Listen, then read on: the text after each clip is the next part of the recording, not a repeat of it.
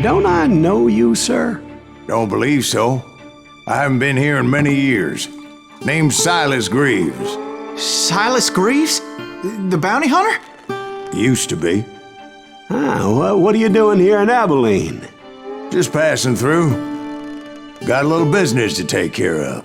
Well, sir, it would be an honor if you would allow me to buy you a beer.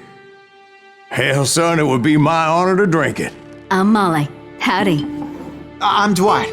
That's Jack and Steve. Ben's behind the bar. Oh, I bet you got some great stories. A couple. Any of them true? Jack, be nice. A few. What about your shootout with Henry Plummer's gang in Bannock, Montana? Is that where you started as a bounty hunter? That's what it says in this here dime novel. Don't believe everything you read in them dime novels, boy.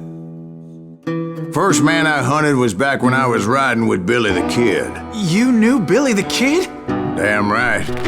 That scrawny son of a bitch had no fear. Wouldn't back down for nobody. I heard he collected the 10 stars off any crooked lawmen who crossed him. It was a war, boy. The Lincoln County War. And Billy promised his regulators would take the life of every bastard who helped bushwhack John Tunstall. Kid had a big chip on his shoulder and a hair-trigger temper. Made him dangerous as hell.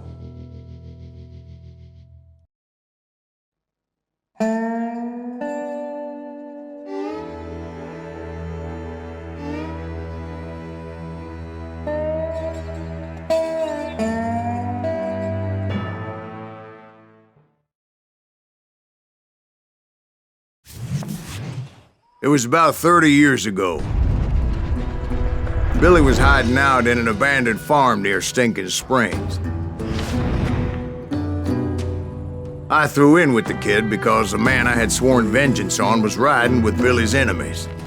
But before I tell you why I want that sumbitch dead, let me tell you what happened that day.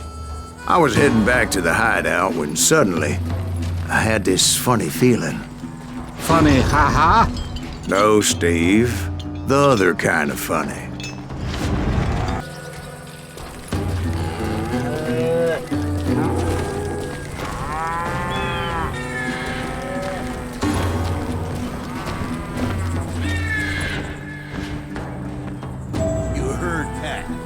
Stay here to keep an eye on the road.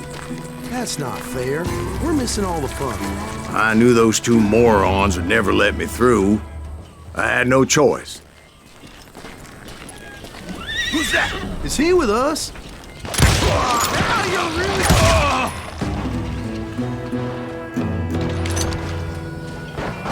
Was it Pat Garrett's posse? Oh, yeah. I heard the shots and I knew I had to move fast. Garrett and his army of deputies had surrounded the entire homestead. I decided to help Billy and the boys out of it. So that's just what I did.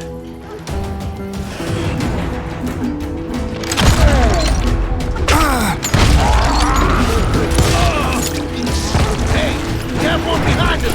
Stay on it! Covering fire!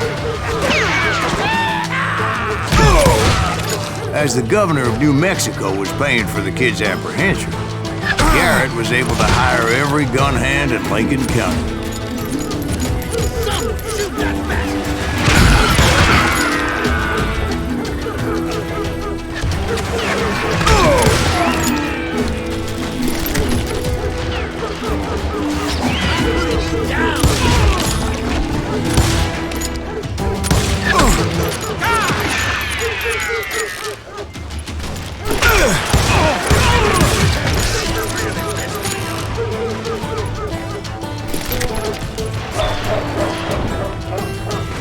Watch out! He's one of them! He's right behind us! Garrett's men were running around like a bunch of chickens with their heads cut off. Still, one of them reached the water tower. Not a bad idea.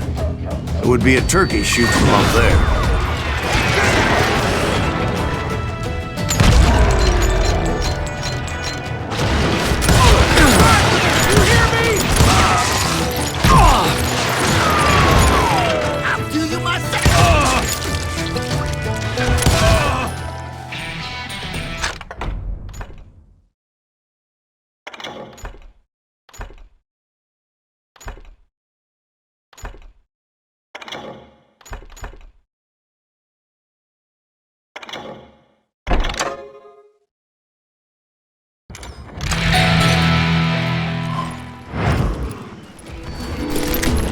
Luckily, these shooters Garrett hired weren't the sharpest tools in the shed. A lot of them were saddle tramps or sod busters or drunken drifters looking to make a few bucks.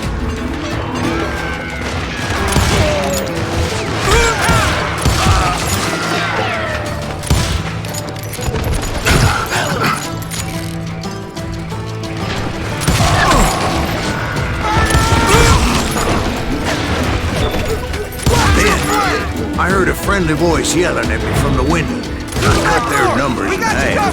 But that just made the ones that were left twice as mad. Back door!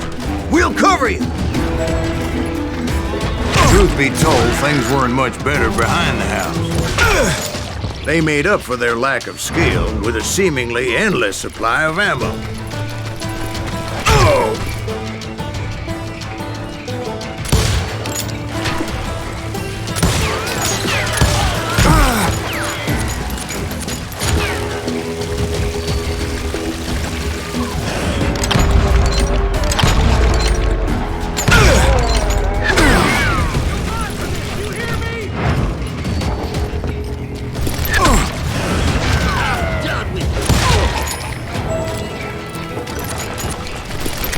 It was a bit of a slog, but I finally fought my way around the back of the house. And like that, I was inside, none the worse for wear. I passed Dirty Dave. And upstairs I found Billy and Charlie Bowdry.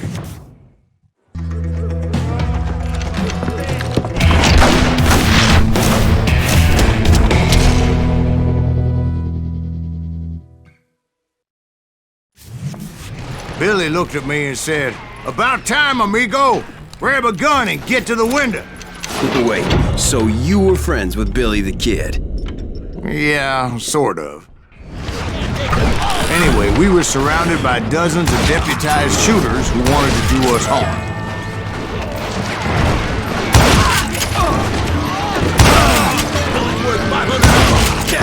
I'm telling you, Garrett's men were dropping like flies, but they just kept on coming. I think I got one! Where the hell Garrett get to? He's missing on that! That's when Charlie got hit. "They're catching us in a crossfire!" shouted Billy. "Get to the other side!"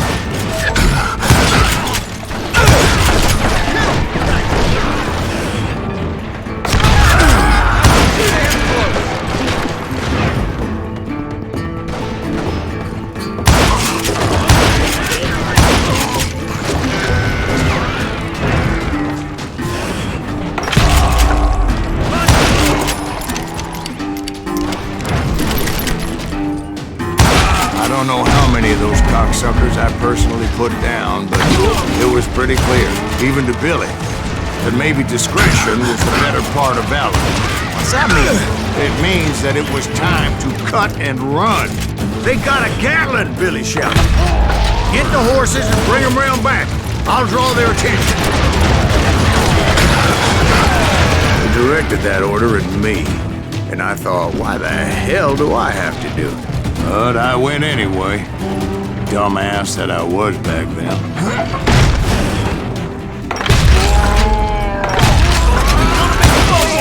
Those poor sons of bitches are done! Many would have fled in my place. But I had that false sense of invincibility that many young men have. Like Jack here.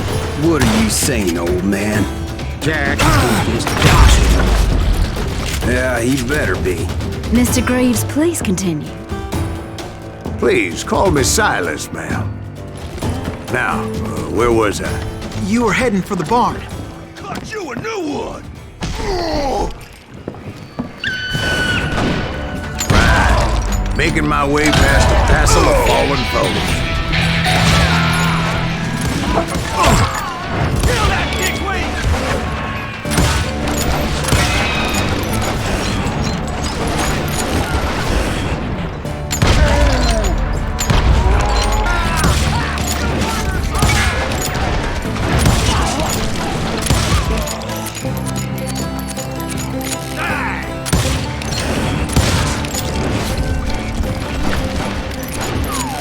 Sounds like Garrett hired a whole regiment of hired guns. Yeah, and just when I thought I was done with them, more of these hapless bastards would pop up.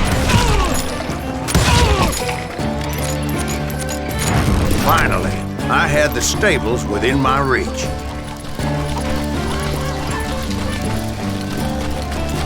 And that's when I met Sheriff Pat Garrett. I read that you went toe-to-toe with him, sir. That backstabbing bastard with that tacked-on tin star.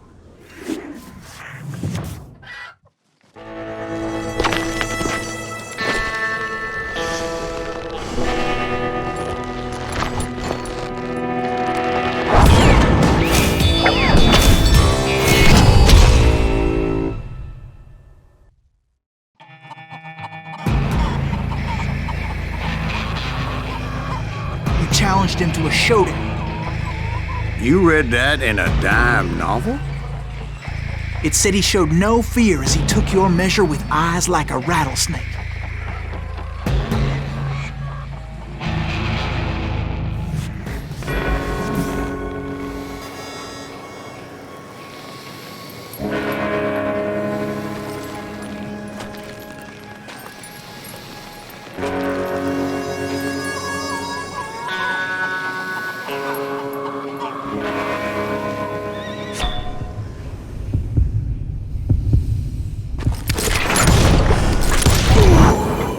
Killed him in a fair fight. Is that what that penny dreadful said? No, boy, that ain't what I meant when I said I met Pat Garrett. So let me start again. I finally reached those damn stables.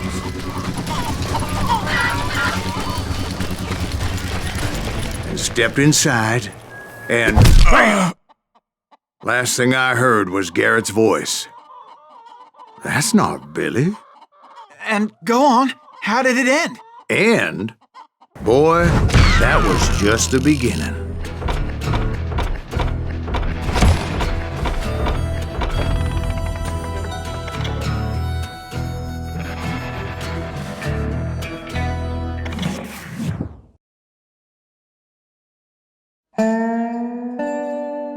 So what happened? Did Garrett arrest you? Yeah, after I came to. Bastard had clocked me with his Colt.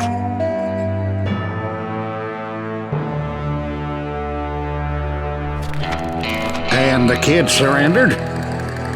When he realized there was no getting out of there alive. So they locked you up in Lincoln? Indeed they did.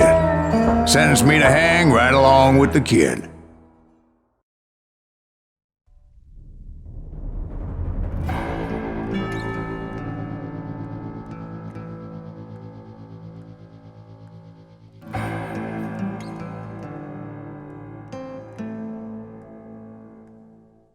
It's important to know that I was only riding with Billy so I could find the bastard I was after.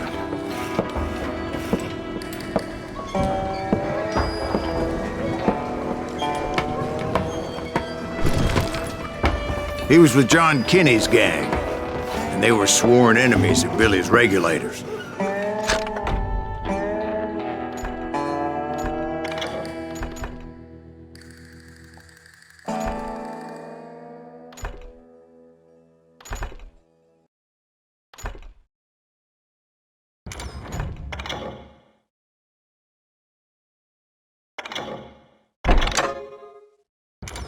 Why were you after him?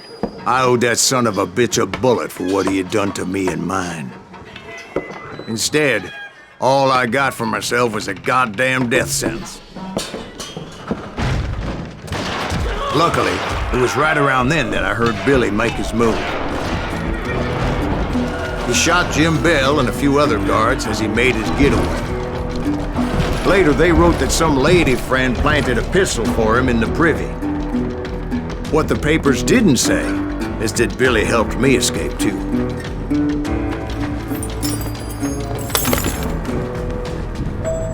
My first order of business was finding a firearm.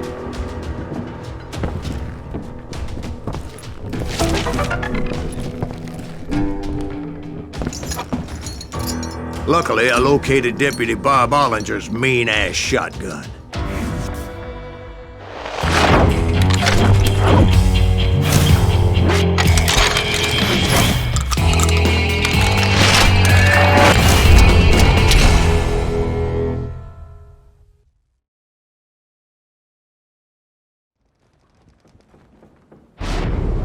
I saw Billy through the window, and he yelled that I should take to the rooftops to make my escape. So I did. Anybody see Billy? I think I was one of the bitch shot Jim Bill! Hell yeah. That scatter gun was like a double-barreled howitzer. It could blow a man clear off his feet. You hardly had to aim the damn thing. Guards were everywhere looking for it. Can't let the kid get away! Oh my god! Anybody see him? I had to jump from roof to roof like a damn alley cat. I followed the planks where I could, but some of that wood was slippery as hell. The whole town was up in arms. And suddenly, I was a fugitive. How the hell did the kid escape? Garrett's gonna kick our ass! So that bastard you were after, what did he do? He did me and my family a grievous harm. But I knew if I was ever gonna find him, I would need to get my ever-loving ass out of there. I tried to be stealthy and sneak my way past. This town doesn't have a moment's peace.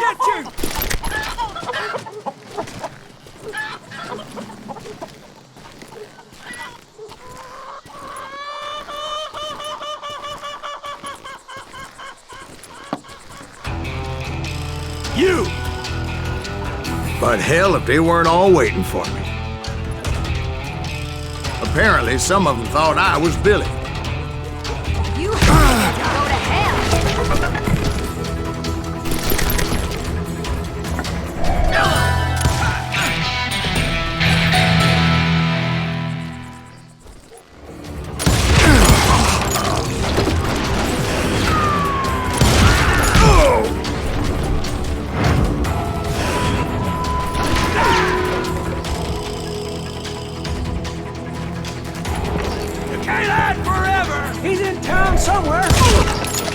See, me and the kid shared a certain similarity in build and coloring.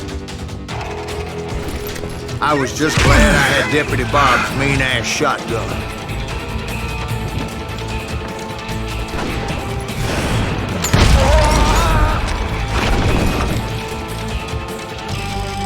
That's it for you! Get your head stone! There's children here.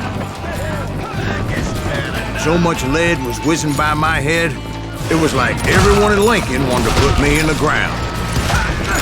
I knew I needed to find a horse. Though I never did have a great fondness for those four-legged grass eaters. Smelly, sweaty, ungrateful beasts. We prize them too high, if you ask me. You're threatening the lives of innocent people.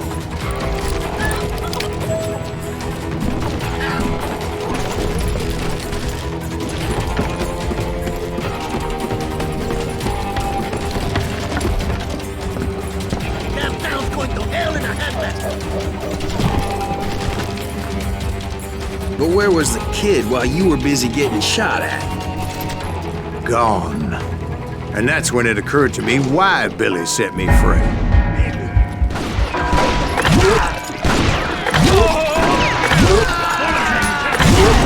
Thanks for decency. So I could be a hapless decoy and draw attention while he snuck out of town.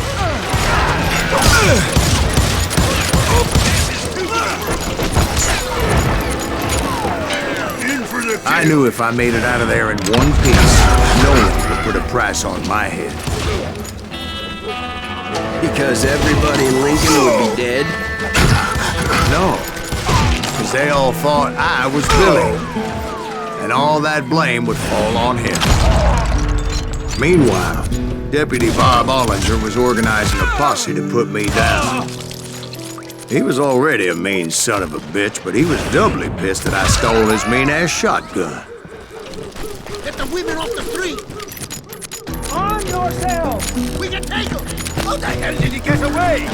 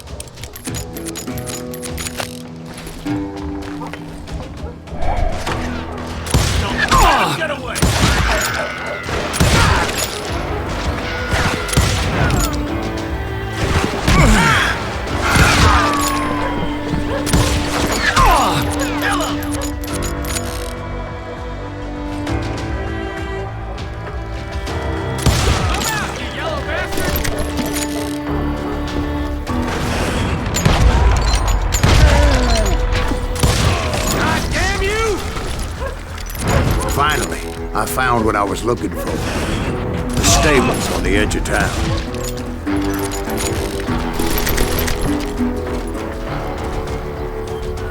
I guess Billy saved your ass, taking out Bob Ollinger the way he did. Billy didn't kill Bob.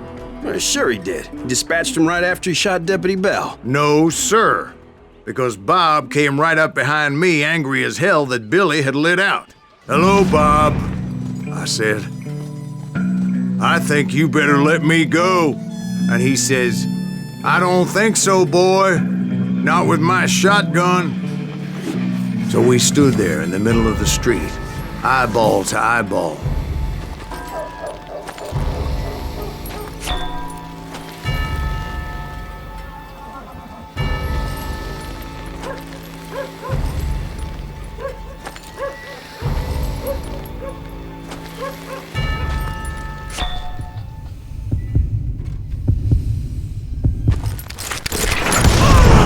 I killed him in a fair fight.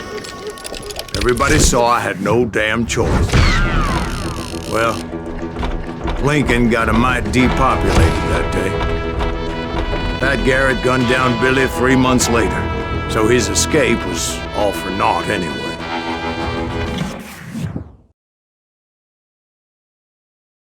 So where'd you go after Lincoln? Mexico. Until I realized nobody was looking for me. I ended up taking a job at the Rurales. The Mexican Rurales? I was hired to help them track down the cowboys. The most vicious outlaw gang in Cochise County?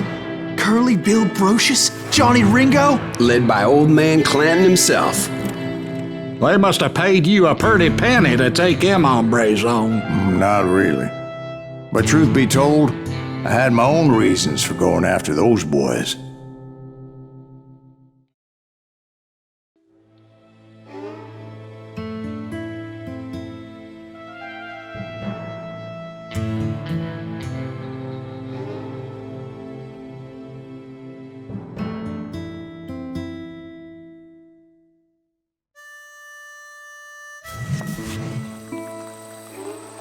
So was the bastard you were after now riding with the cowboys?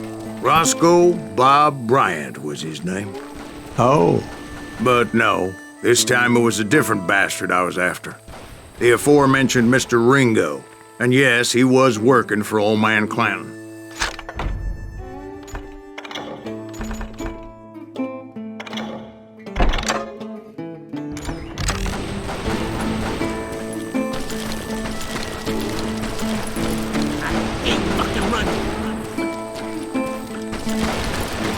I came upon them robbing a stagecoach, which wasn't surprising, being they were such murderous thieves and bastards. The bandits wore red scarves, so I knew they worked for the old man. Over there! There! I did my best to help those poor passengers.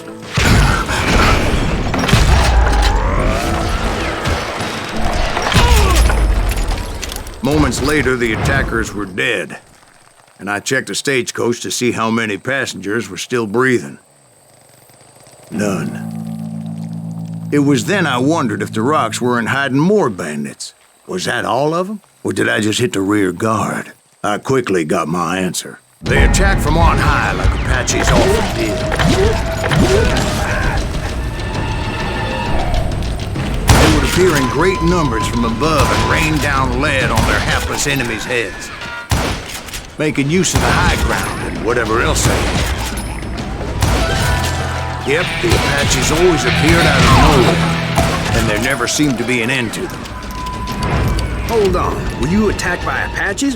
What happened to the cowboys? Did I say they were Apaches? I said Clanton's cowboys attacked me Apache style. I was in a pitched battle, but I was holding my own against an overwhelming enemy force.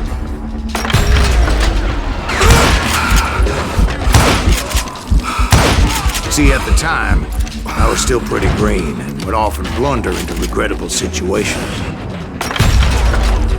But I just kept shooting at anything I could see up in those damn rocks. I didn't see Ringo, but I knew he was with the cowboys. He and Roscoe Bob had done me a dreadful wrong, and I was determined to have my revenge. To get to Ringo, I knew I'd have to find my way past these other assholes first. Unfortunately, I was running out of ammo. Another perfect example of my relative inexperience as a hunter of men. I immediately knew that a tactical retreat was called for, as my vengeful fury was much less impressive without the bullets to back it up.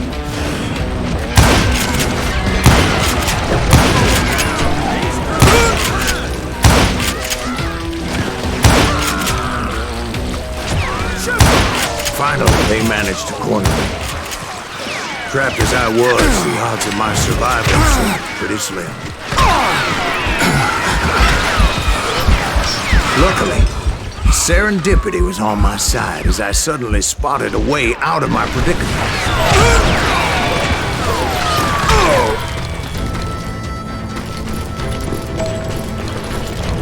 I ran ahead as if the devil himself was after me. Bullets were whizzing by my ears, but I wasn't about to roll over and die. I just kept running like there was no tomorrow. Because there wouldn't be if Clanton and his men caught up with me. As I was scurrying around those caves, I thought, what was I thinking? Going up against a gang like this?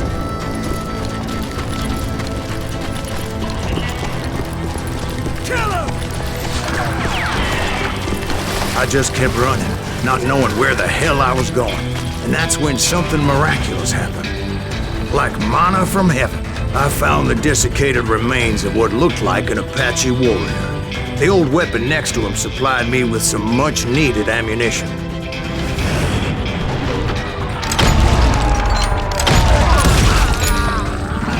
Bat Masterson once told me it was more important to be lucky than good, and he would know.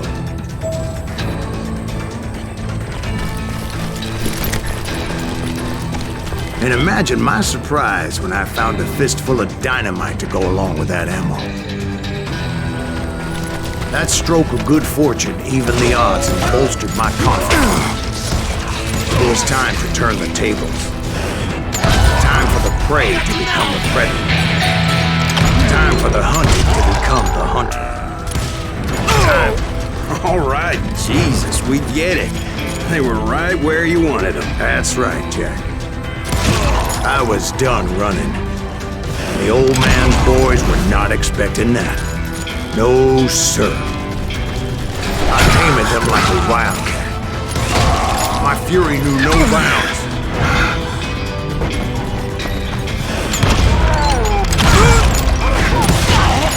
It was finally time for that old man to pay for his sins. We're waiting for you!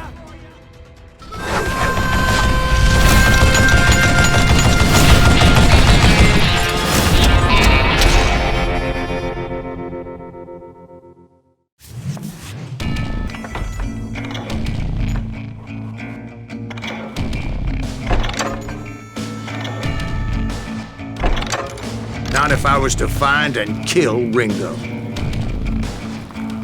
I needed to get that old man off that gun.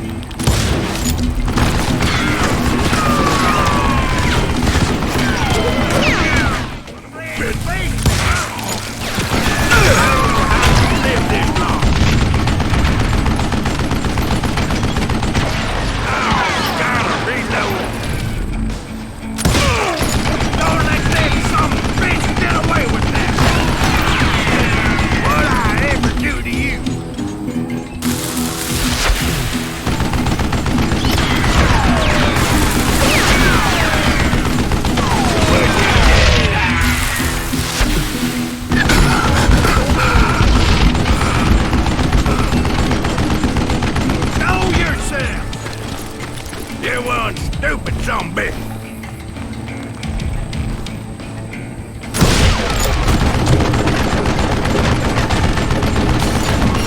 Wait!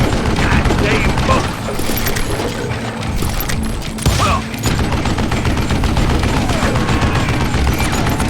Hey, let's see what you're made of, boy! I don't know how you live this long.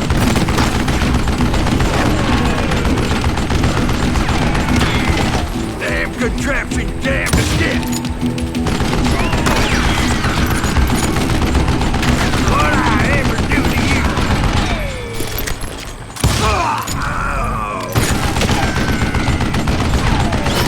Stop your hiding from me! Would you just die?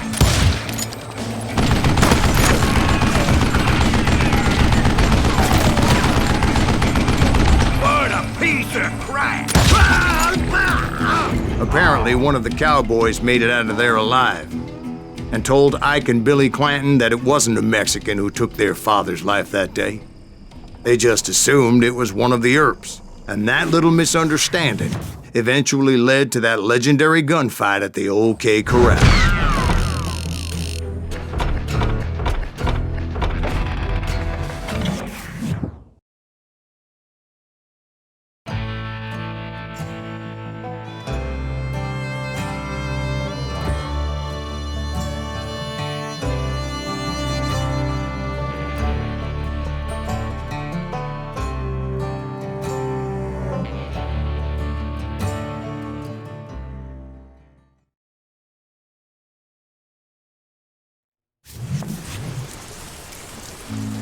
A few weeks after that dust-up at the OK Corral, I was still after Johnny Ringo.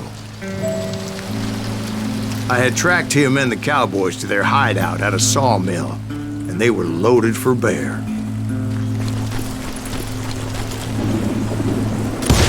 So, what exactly did Johnny Ringo do to piss you off? Well, him and that other bastard. Roscoe Bob Bryant? Yep. They both deserve to die, and I promise I'll tell you why. But first I need to tell you about the cowboys' new boss, Curly Bill Brocious. Earth's coming! Get ready, boys.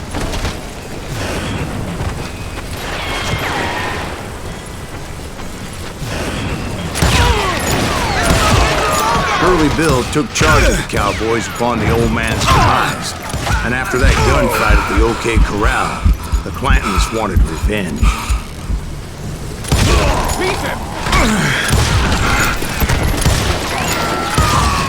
So they murdered Morgan Earp and grievously wounded his older brother, Virgil. You shoot the son of a bitch!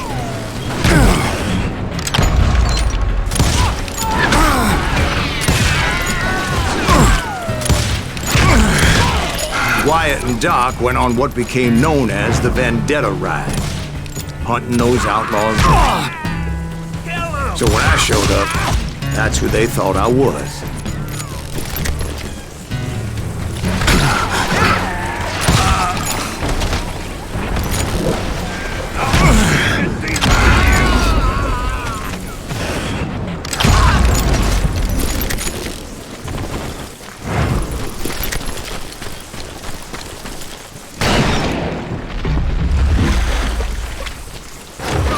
There were killers around every corner, all wearing red bandanas. That's how the cowboys identified each other, and I was beginning to wish I had one myself. Winged him!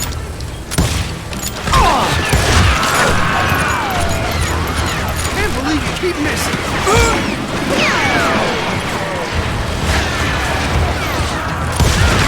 But I wasn't about to let Ringo walk away unscathed, and that's what drove me forward. They say that Ringo was infernally fast. I hardly saw anyone faster, boy. Certainly not Wyatt Earp. That man was all hat and no cap. Earp wasn't much of a match for him, but Doc Holliday might have taken him. That lunger should have kept his nose out of it. They never charged anyone for the murder of Morgan Earp. But everybody knew that Curly shot him in the back. That was common knowledge. Yeah, maybe so. But Ringo had nothing to do with it. He was just being loyal to a friend. Excuse me, sir. I have a question. What's that, Dwight? After old man Clanton died, why didn't his son take over the cowboys? Because Ike Clanton was dumber than a box of rocks and a yellow belly to boot.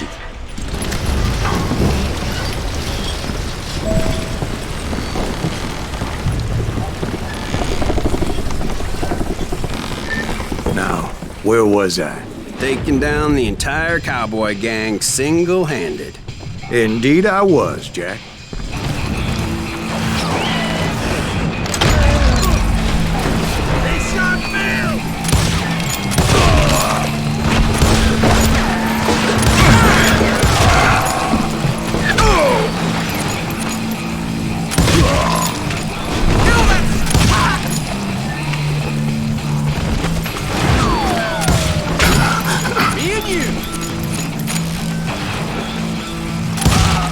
Though it wasn't easy, as those boys had good cover.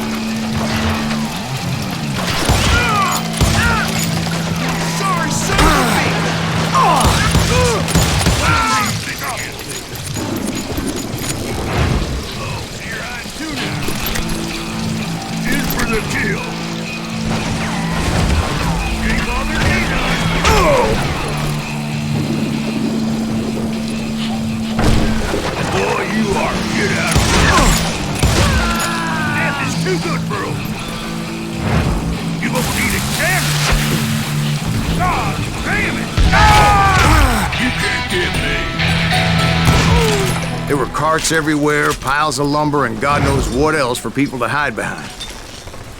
That really was one hell of a sawmill. Quite an impressive operation.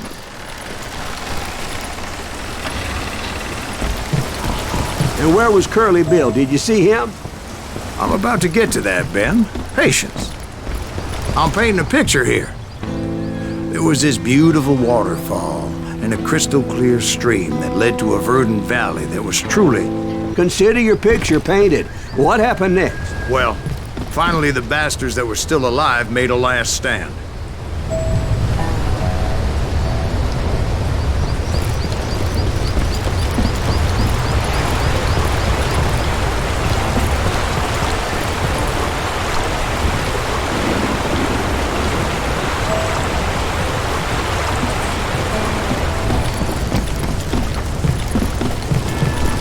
Curly Bill, Johnny Ringo, and his compadres took off into the lumber yard, and I followed after.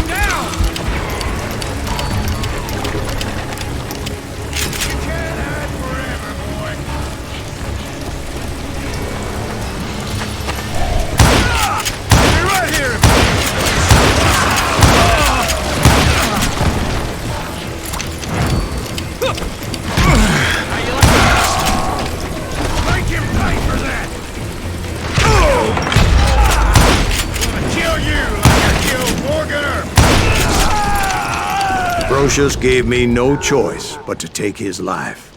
But Ringo was nowhere to be found. I knew you didn't kill Ringo, because he was found dead in a different location altogether. To this day, his killer is still unknown. Indeed. Took me a few months before I finally tracked his ass to West Turkey Creek Canyon.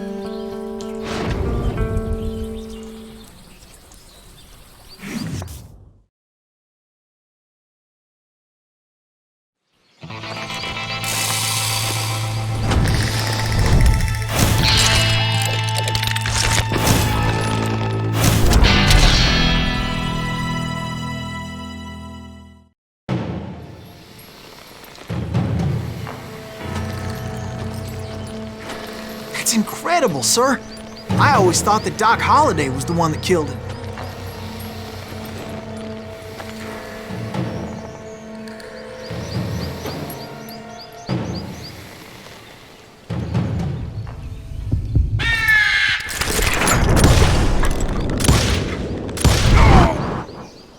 Sorry I had to ruin the legend for you, boy. But the legend ain't always true. Doc Holliday had nothing to do with the death of Johnny Ringo.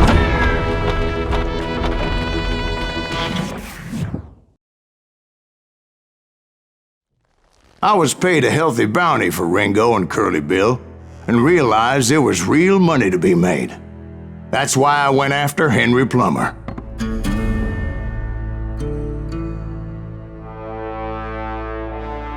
Now, wasn't he the sheriff who augmented his income by shaking down miners and robbing gold shipments? That's the one. Oh, yeah, I remember him. He ran that gang of thieving outlaws called the Innocents. So it's true that you went toe-to-toe with him? Indeed I did, son. Indeed I did.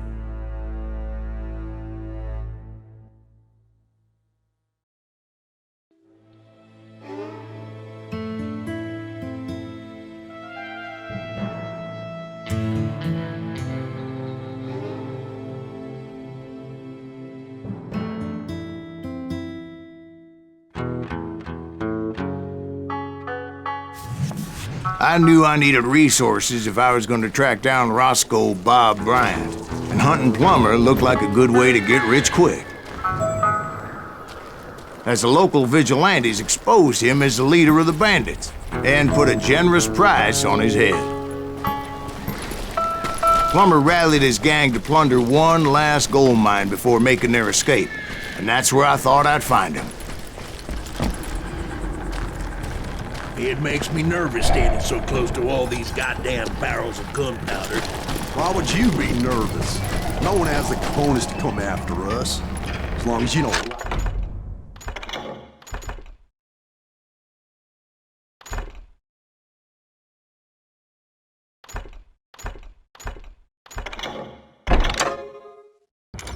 Seagull, we're fine. Besides, George's up here. As my late father pointed out to me more than once, God made men. Samuel Colt made them equal.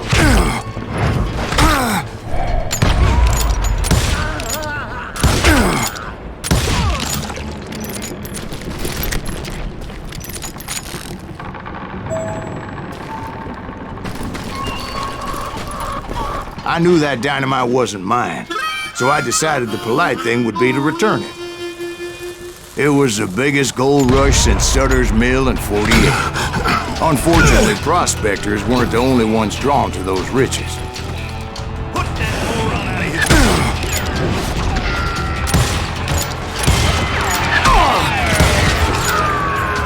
here! There were thieves and killers, robbing travelers and hijacking gold shipments.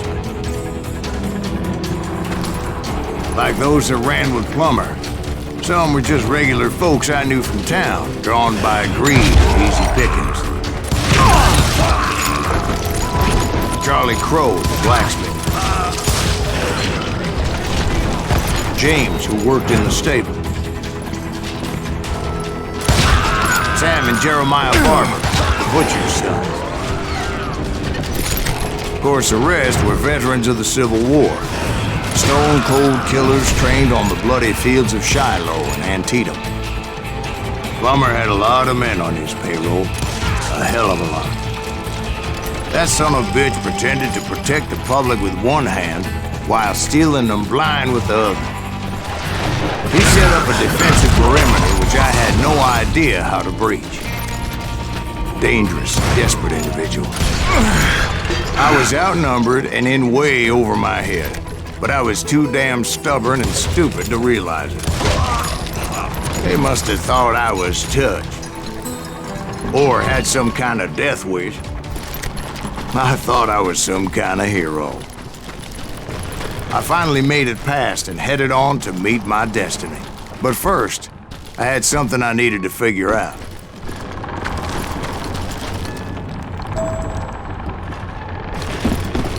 I had a few ideas on how to get into that mine, but once I made my decision, I knew there was no turning back. So my first thought was to enter the nearest mine portal. I saw an entrance. Made sense.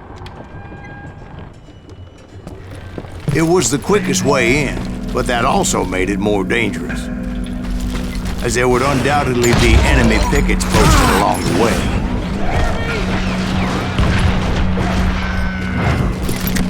I will drop you down a mine shaft.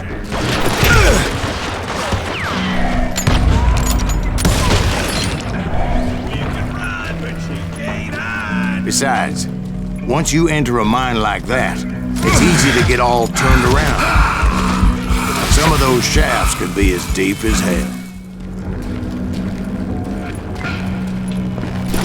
Get around it! You maniac!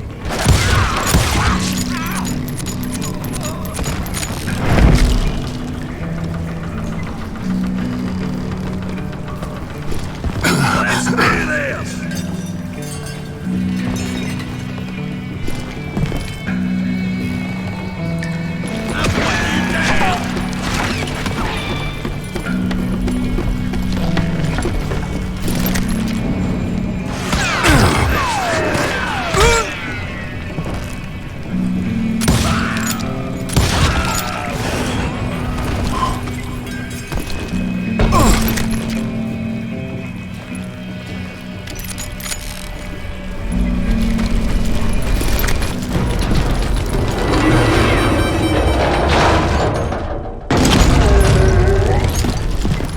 I would just need to be careful not to blow myself to kingdom come. With all that gunpowder and dynamite everywhere, a body has to know what he's shooting at.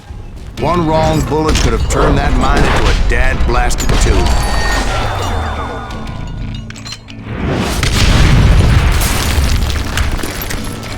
I freely admit that my plan of attack was not just moronic, but clearly insane.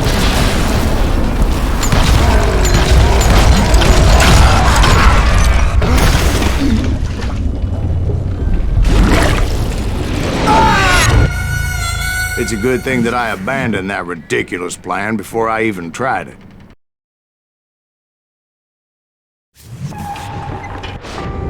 Instead, I spotted a ladder, way into the mine from the opposite side.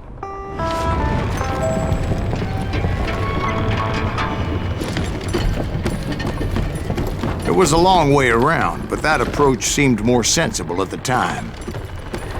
Of course, being I had a problem with heights, that scaffolding scared the bejesus out of me. Climbing down that ladder required some caution, because even though I had a younger man's reflexes, no man can dodge a damn bullet while climbing down a rickety ladder. I needed to make a leap of faith, which ain't easy when you're suspended between heaven and hell. I was determined not to give up, however. That Sheriff Plummer seemed quite the despicable character. When the vigilantes discovered what the sheriff was up to, people were outraged. That 10,000 they put on his head would go a long way to helping me find old Bob. And I had made it my mission to settle that score come hell or high water.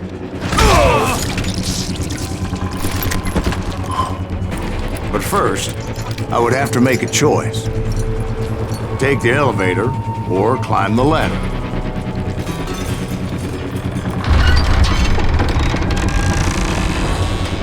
I picked the more convenient and more dangerous route.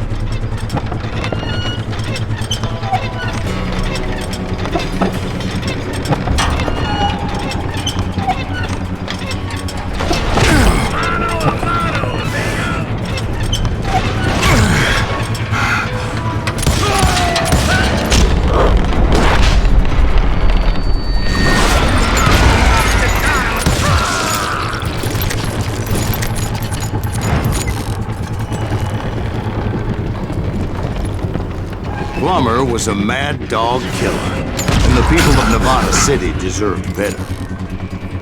Nevada City? Well, I thought Plummer met his maker in Bannock, Montana. Right, well, he was the sheriff of both places at one time or another, but that's neither here nor there. The point was, taking him down would save a lot of lives, including my own.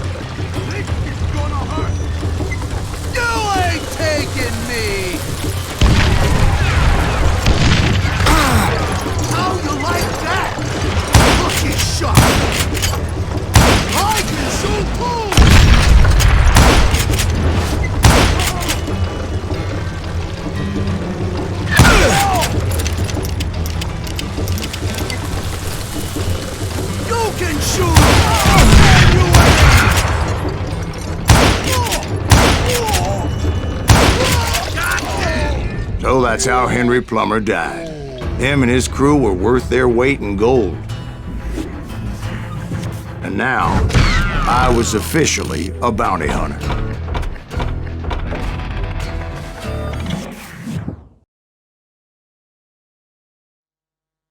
So, did you finally go after that Bob feller? Well, I heard word he was in Kansas with John Wesley Hardin. So that's where I went. Where in Kansas? Abilene. Why do you ask, Ben? No reason. Was Hardin as fast as Ringo?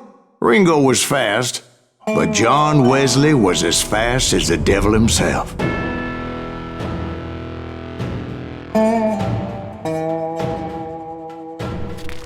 Hell, he killed his first man at 15. From that day forward, he had a price on his head and wouldn't back down for nobody, not even Wild Bill Hickok himself.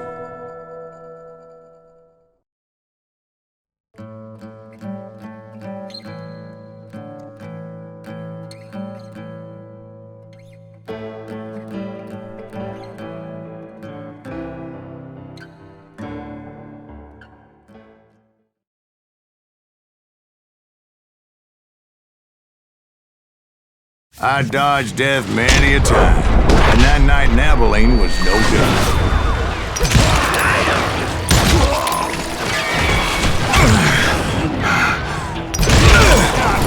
I was there with the intention of finding that bastard Bob and collecting the bounty on John Wesley.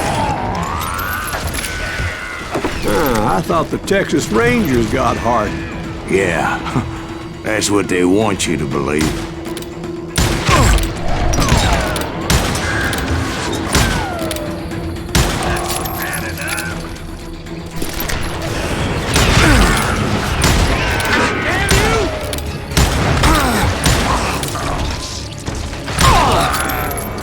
Holding a witch's tit and a brass bra that night as I fought my way past his loyal compadres. to the very same saloon we're sitting in today. Look around and imagine this place painted in blood. Hardin was waiting for me, and...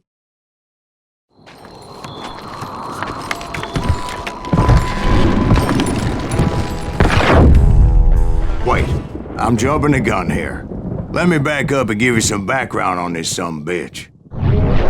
He deserves that much. Don't you think so, Ben?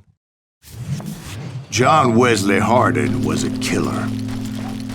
By the end, he confessed to taking the lives of 42 men. He was a bona fide folk hero by then, and had amassed a gang of armed miscreants and other assorted thugs. He and his men set up camp outside of town, and I was hoping Bob was among them. Damn it!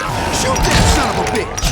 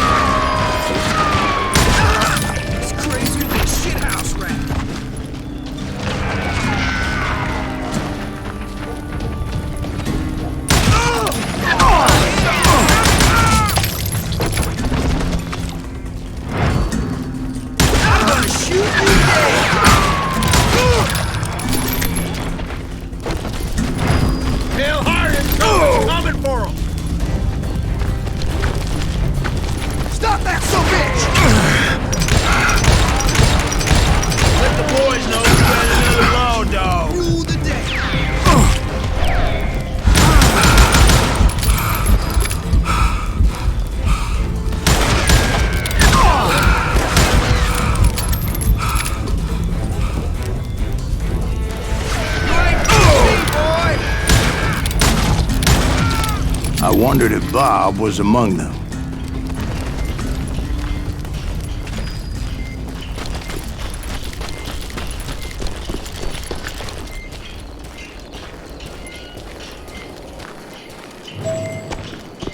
And I steeled myself for the fight ahead. For as good as I was, deep down I wondered if John Wesley wasn't just a little bit better.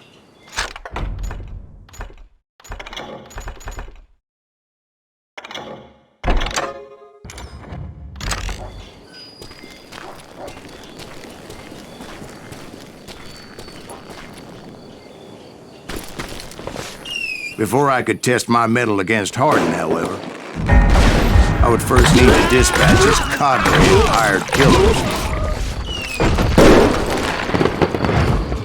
Most of these degenerates were beyond redemption, but John Wesley might have been a different story.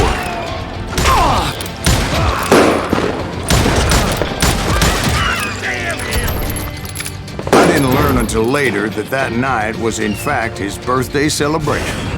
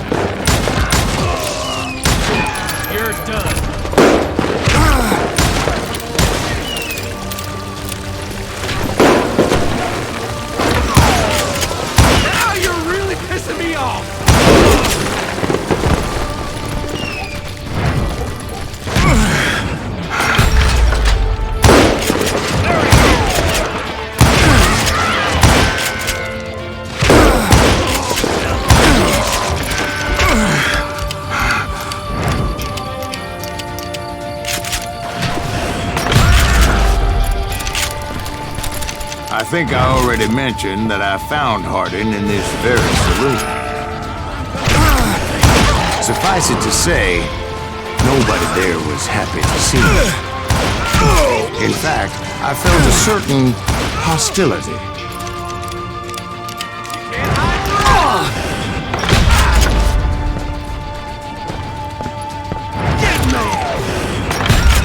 I was disappointed that neither Bob nor John Wesley were among the dead.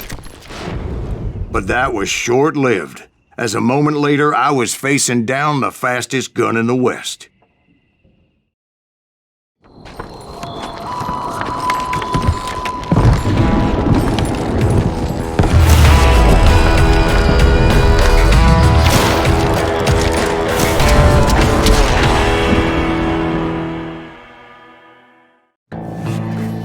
I felt a bolt of adrenaline, or maybe that was fear. He was well known for his tricks, and I knew I'd need my own if I was ever to defeat him.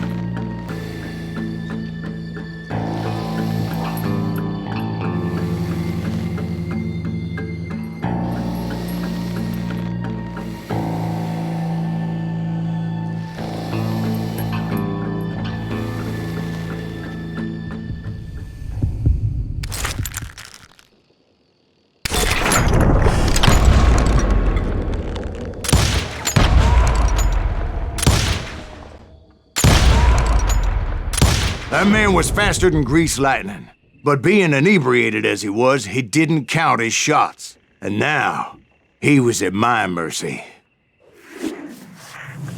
So he didn't die? No, I sent him to prison.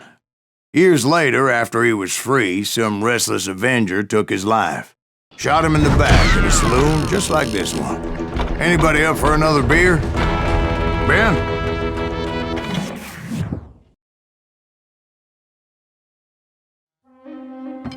Thank you, darling. Yeah, some say revenge is a dish best served cold. So whatever happened to that Bob guy you were after? Personally, I'd like to hear some of your other adventures. Like, I don't know, did you ever go toe-to-toe with a red man?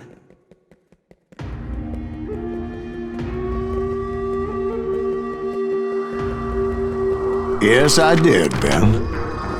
I remember once I was after this renegade Apache, Grey Wolf. Strangely enough, revenge was also his primary motivation.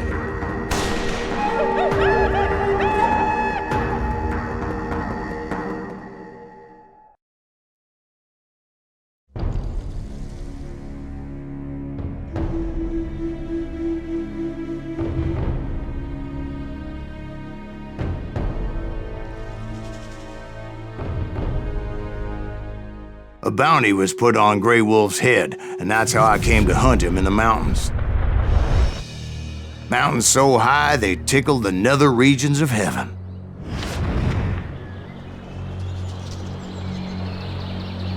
Grey Wolf was a Chiricahua Apache medicine man who had led a war party in revenge for a massacre against his people. The U.S. Army had attacked his tribe during his daughter's sacred sunrise ceremony, and the slaughter was unspeakable. I understood his anger, as there's nothing more traumatic than seeing those you love die in a cruel and painful death.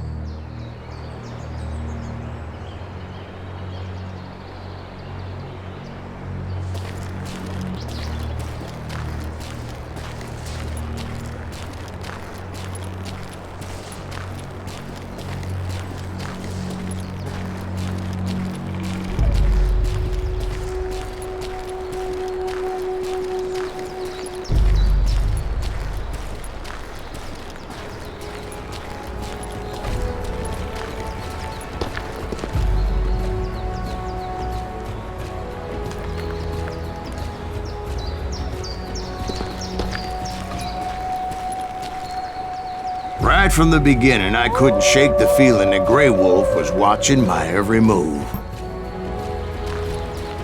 He led a band of young Apache warriors who wanted retribution and were more than willing to die for him.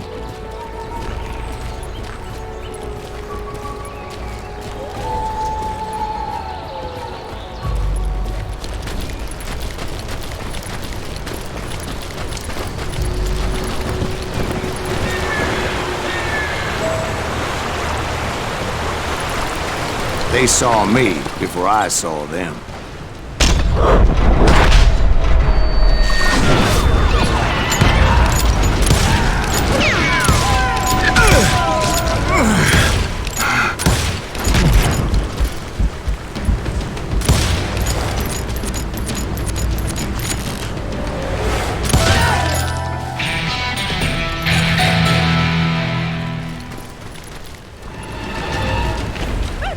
And it crossed my mind that maybe this wasn't such a good idea. But now that the shooting had started, there was no backing down.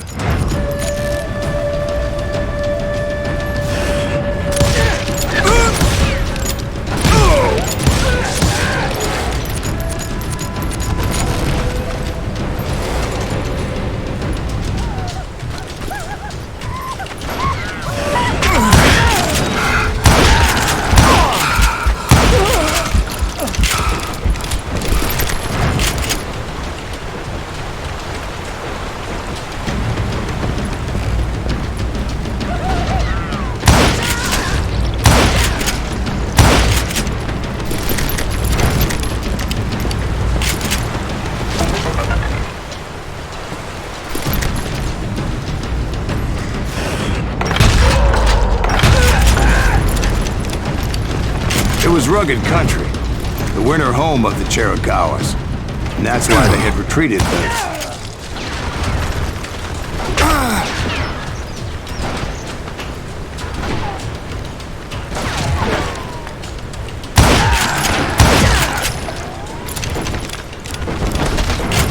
I admit to having some regrets about going after them the way I did.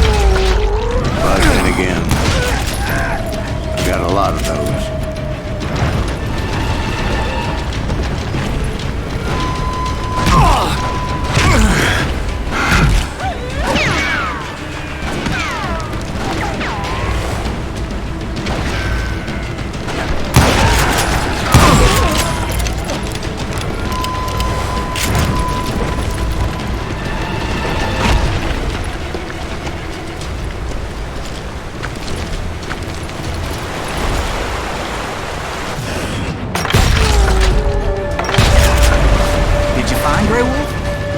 Not at that moment, but I did find the entrance to their hideout.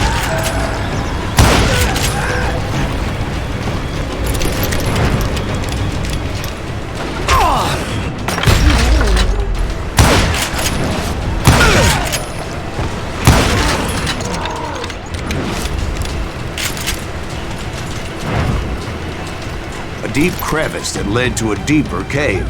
Don't tell me you went in there. Yeah, but it's not out of bravery so much as pure, angry cussing.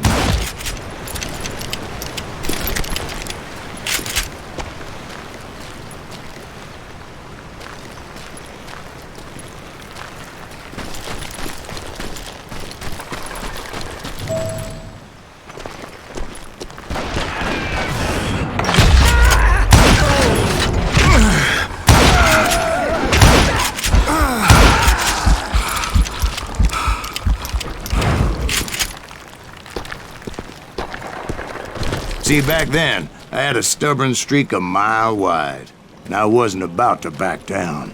So it was like pitch black in there? Actually, it was pretty well lit, as they had torches on the wall.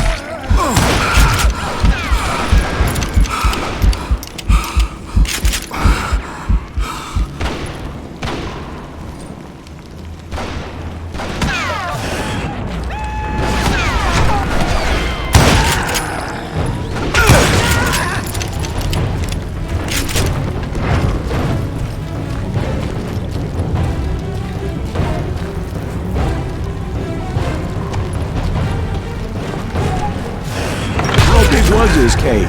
Big as hell, Ben.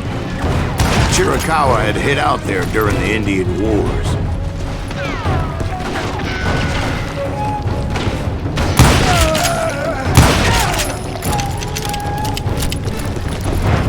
They thought it was haunted with the ghosts of those murdered by the horse soldiers. The cave was haunted with dead Indian ghosts?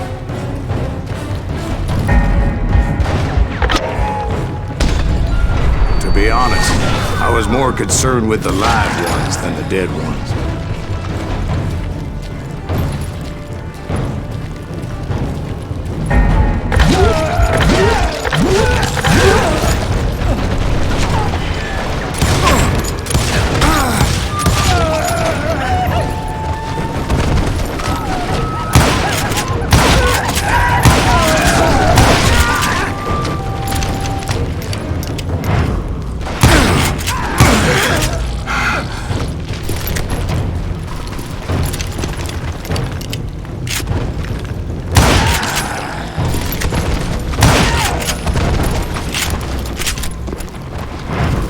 come you know so much about engines? A few years back, I was married to 2 Mescalero women. At the same time? Yeah, they were sisters. Polygyny is traditional among the Mescalero. So what happened? Oh, I had to get out of there.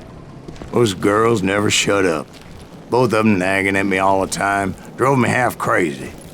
Haven't seen them since. No, I mean, what happened with Grey Wolf? Oh, well, I pursued him into the Cave of Death.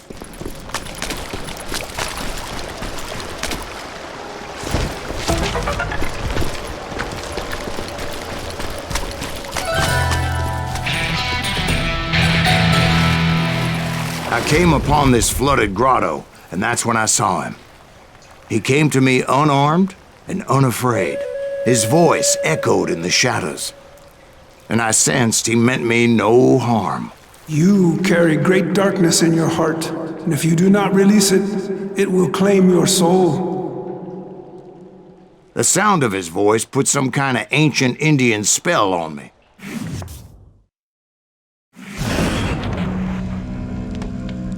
As his story unfolded in my mind, You will come to this place again and kill many more men, and the darkness will grow until it consumes everything that you are.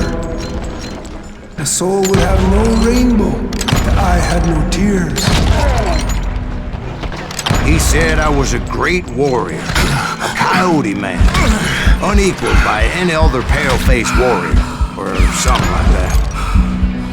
The snakes will bite shadows of your past until a venom poisons your heart, and an echo of the song of the dead summons the spirits deep from within the mountains.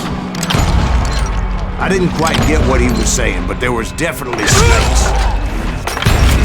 And indeed, his warriors surrounded me and attacked me like hungry wolverines.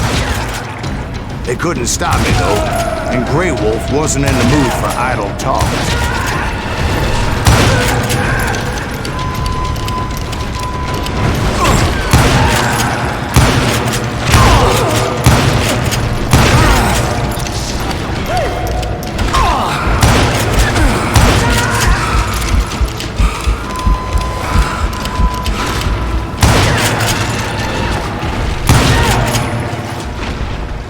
I swear I couldn't see any way out of this trap.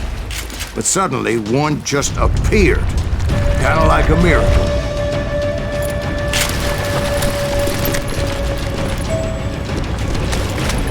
I felt like I would be lost in that damn cave forever. Finally, I found myself back outside, perched on the edge of a precipice, overlooking a thundering white water river. To get where I was going required several leaps of faith. But no way in hell I was turning back.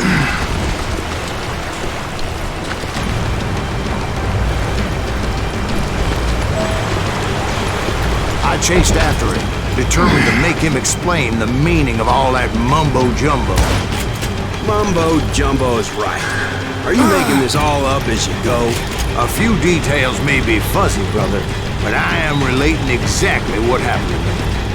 There were dozens of Apache warriors aiming at me from on high. Dozens? Well, maybe not dozens, but there was a lot of them. At least 3 or 4. Well, more than that, little lady.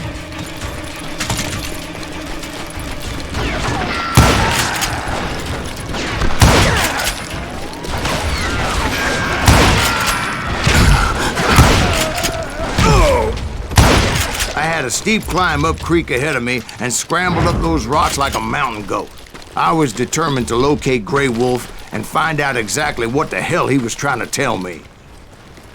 And wouldn't you know it, that crafty son of a bitch led me right into a trap. What kind of trap? Well, son, there had to be at least 100 Apaches surrounding me. 100? God be my witness. Oh, come on. Who are you kidding? Hey, I believe you. Come on, tell us how it ended. All right, but I'm not gonna drag this out. Where were we? You were surrounded by 100 Apache warriors. Well, I didn't take the time to count them exactly, but there were a lot of them.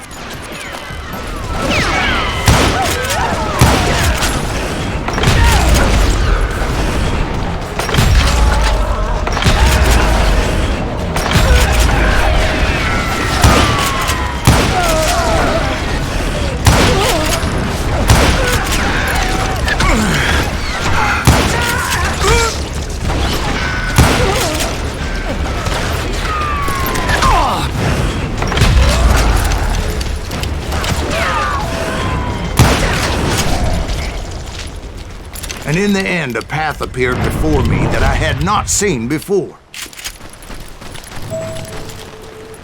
I followed it as I desperately needed to find out what Grey Wolf was trying to tell me. But it was like that son of a bitch disappeared into thin air.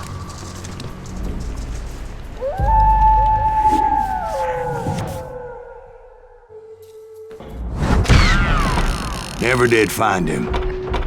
And never did collect my goddamn bounty.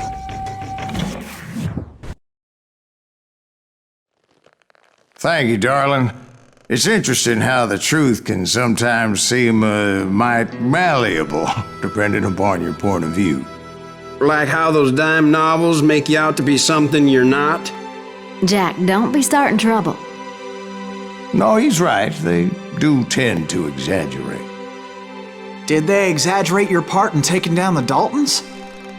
Well, I was there in the flesh, boy, so I saw what happened firsthand.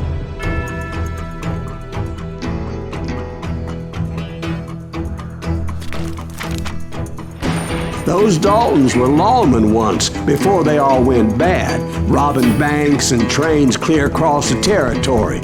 Until Coffeeville, of course. I was one of the citizens who took up arms that day. Fighting on the side of right? I did my best, sir. We all did.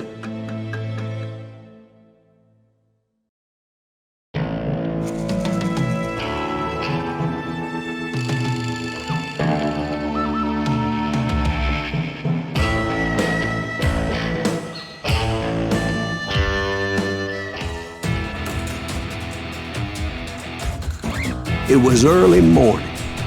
One of my friends was a local gunsmith, and he handed out firearms to anybody who'd take one. You see, the Daltons got it in their heads to rob 2 banks at the same time. 2 banks on the same damn street. Story was Bob Dalton's girl was always writing about how he had no ambition. Oh, you're nobody next to Jesse James, she'd say. Finally, the bastard took his brothers to Coffeeville just to shut her up. Right. It's always the woman's fault. Well, the locals recognized the Daltons right off.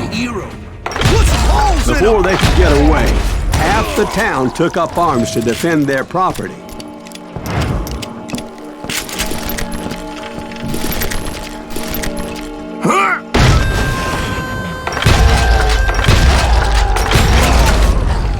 The brothers paid dearly for their stupidity, but everybody knows they had it coming. There's more to it than that.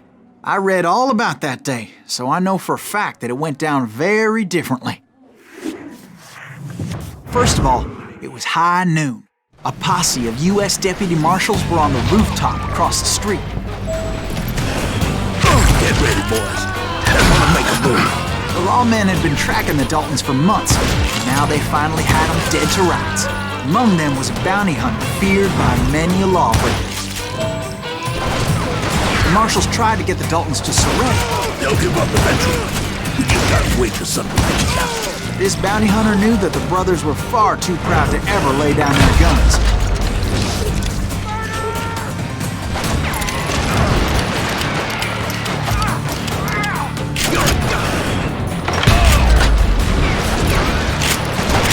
He went in there alone to confront those criminals. One of the marshals shouted, "Where are you going? Are you crazy?"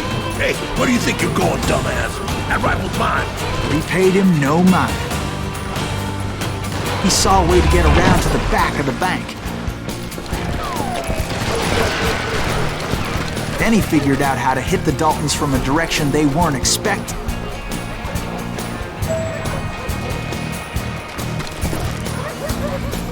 From above. Fortunately, a water tower was right there. A moment later, he was climbing up a steep ladder, laughing at danger as he did.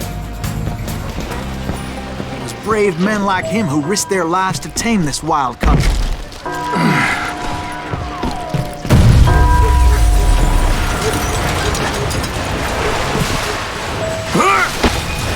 We've got company. Heroic men like him, who did what other men couldn't or wouldn't to make this country free. Is that Silas Greaves? Son of Jim a Booth, bitch! Davy Crockett, who died defending the Alamo.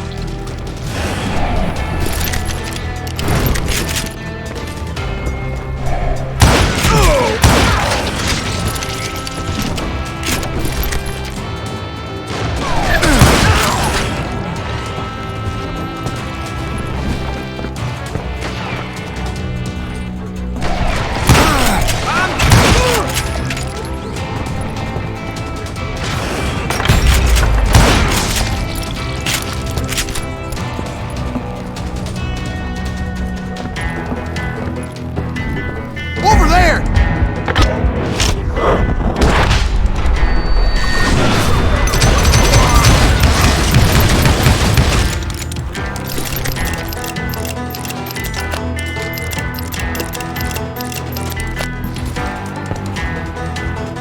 That's Silas Greaves! What the hell? Blam! Blam! Came away victorious, taking down those thieving Daltons.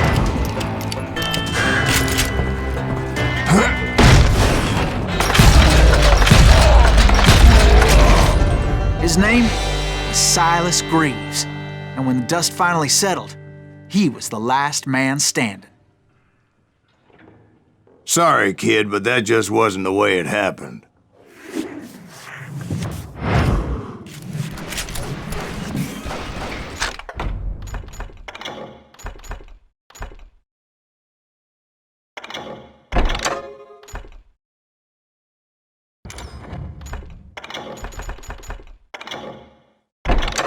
It was early evening, not high noon.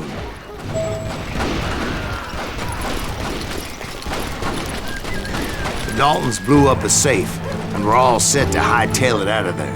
I was late to the party, and Coffeyville was already up in arms. Those pathetic deputies surrounding the bank were dropping like flies.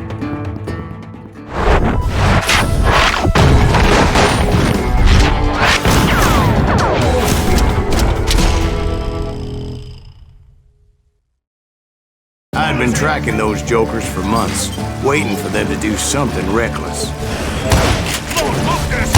Finally, they did. Those stupid bastards decided to rob 2 banks at the same time in the same town where everybody knew them, but they still had friends in Coffeyville.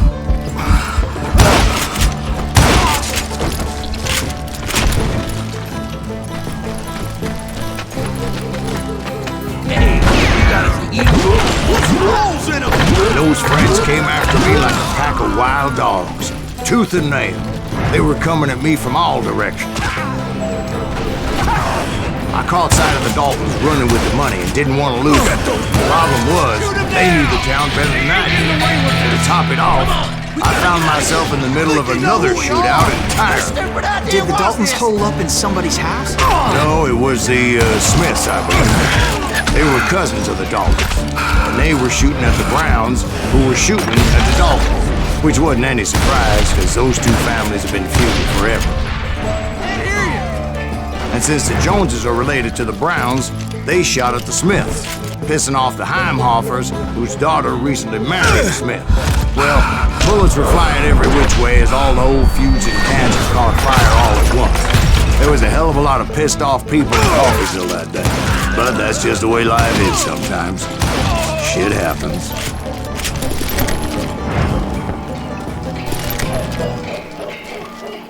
The Dalton boys knew I would never give up. Those Daltons weren't the sharpest knives in the drawer, but they always stood together. They set a trap to slow me down and allow at least 2 of them to escape. The 3rd brother stayed behind to plant me, just in case that trap of theirs didn't work.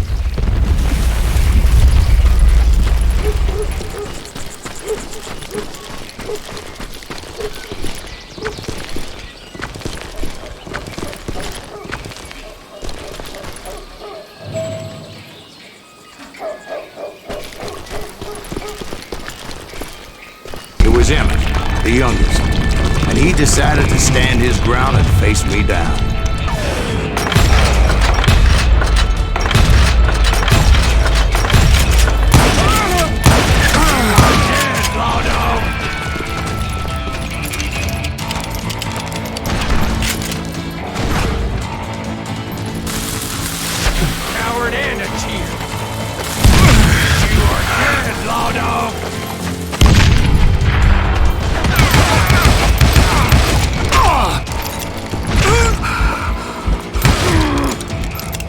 I'm gonna tear you apart!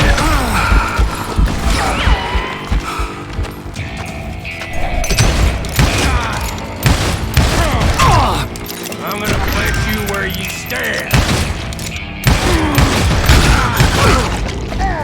But Emmett Dalton survived the robbery in Coffeyville. He's the only Dalton who did. They say he was shot 23 times. Well, Dwight, who do you think put all those damn holes in him?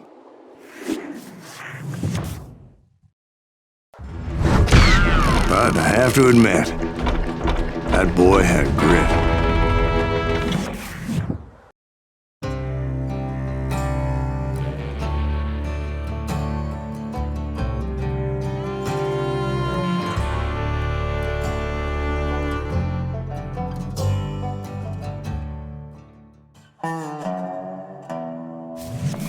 We'll get those suckers! It took me a couple of days to track the Daltons down. They can't get away with this! And in that time, a whole posse of local vigilantes offered to lend a hand. We'll track them to the ends of the earth. They seemed as determined as me to find those outlaws. But as we headed into those swamps, it was like I had my own private army. There was no way those boys were getting away this time.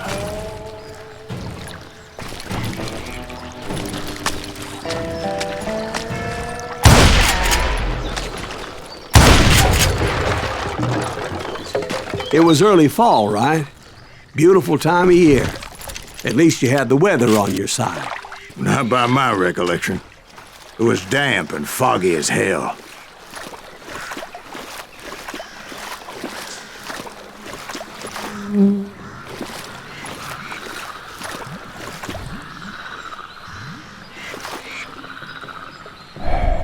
It was tough to stay on a true course, so we kept an eye out for landmarks.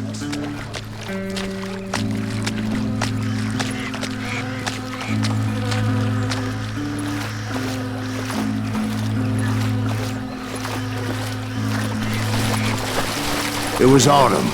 The maple trees were in full color, red as blood.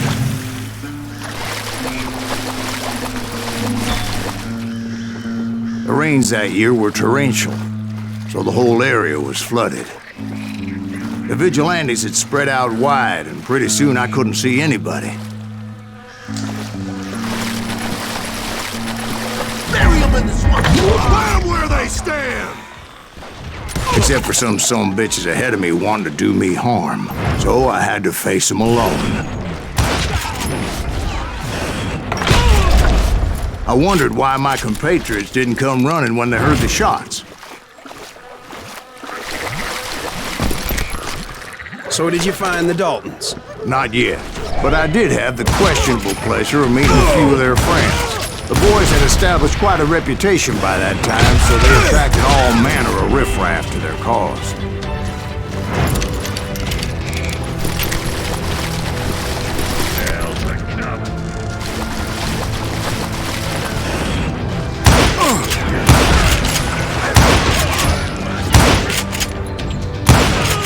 I'm gonna cut you in two!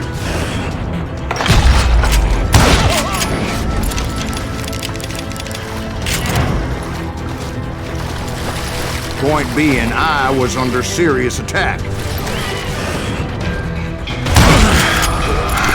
is coming for you. And my reinforcements was nowhere to be seen.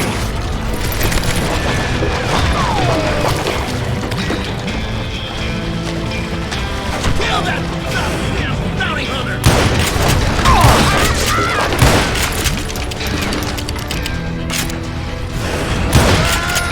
He'll kill us all!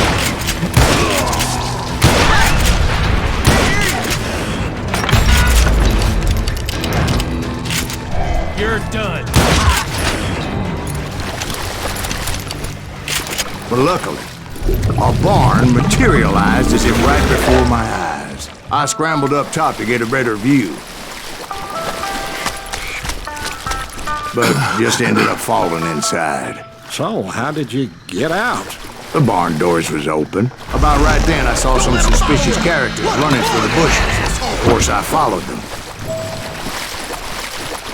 But that goddamn swamp was like a goddamn maze, and pretty soon I had no goddamn idea where I was.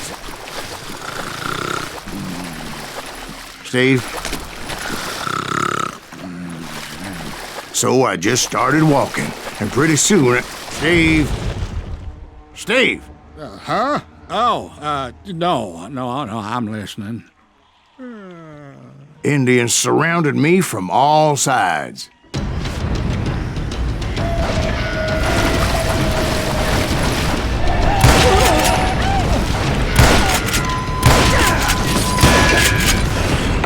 Indians?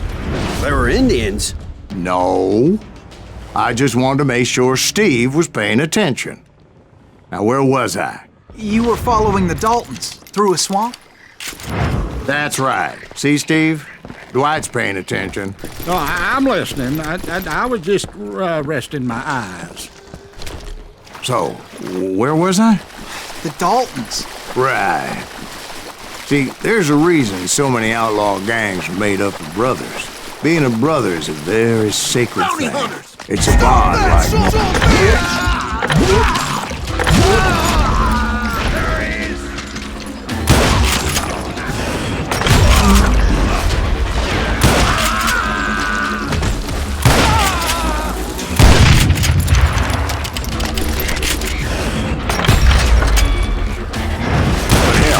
What's more important than family? I bet Ben knows what I'm talking about.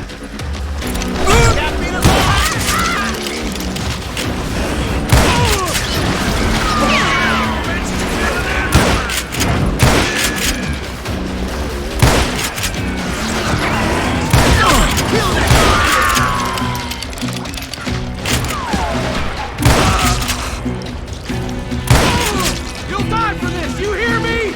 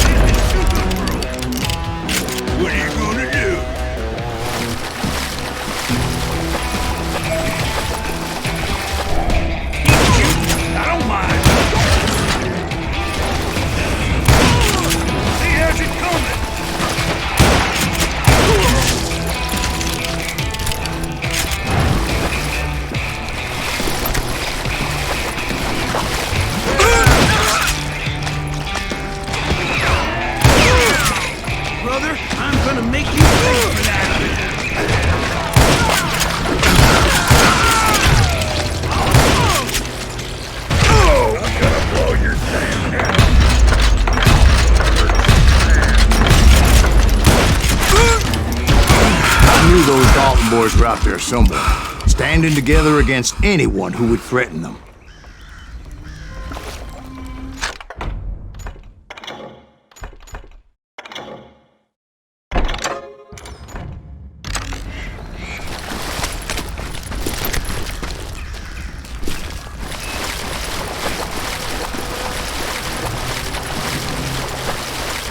And that's when I saw it. A goddamn steamboat. A steamboat in a swamp? Yeah, Steve, but this wasn't much more than a wreck, really. But how'd a damn steamboat end up in the swamps?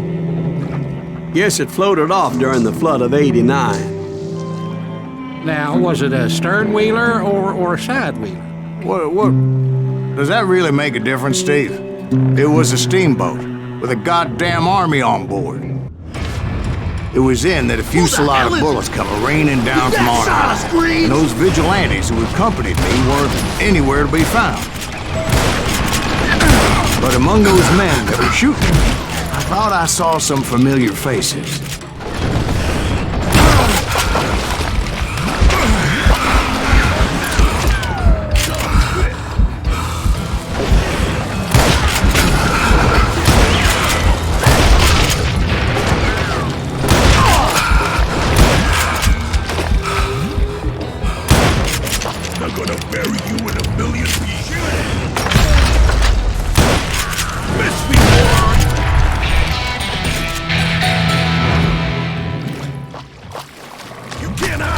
Mike! That's it for you!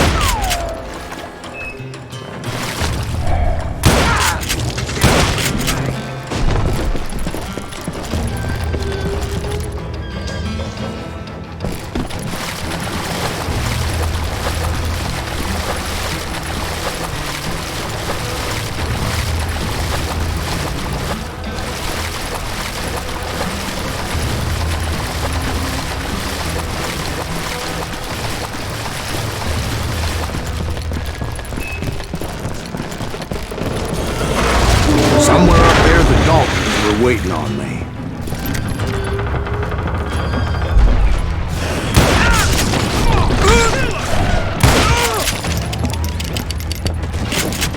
Sounds like you don't give up too easily. That's the kind of man I am, Ben. I set out to do something. I do it. Surrender just ain't in my nature.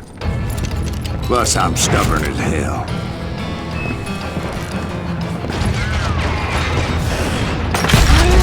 Brother, I'm gonna make you pay.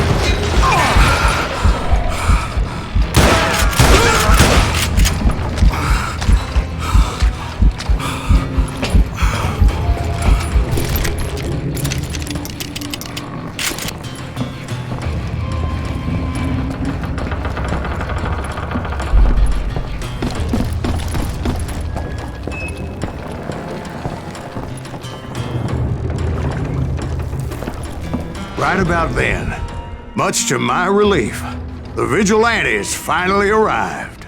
Their leader motioned at a cabin in the middle of the top deck, pointing me directly at the Daltons. I finally had them, after months of dogged pursuit. But it turned out that they had me. Take him out! I'm sending you to hell!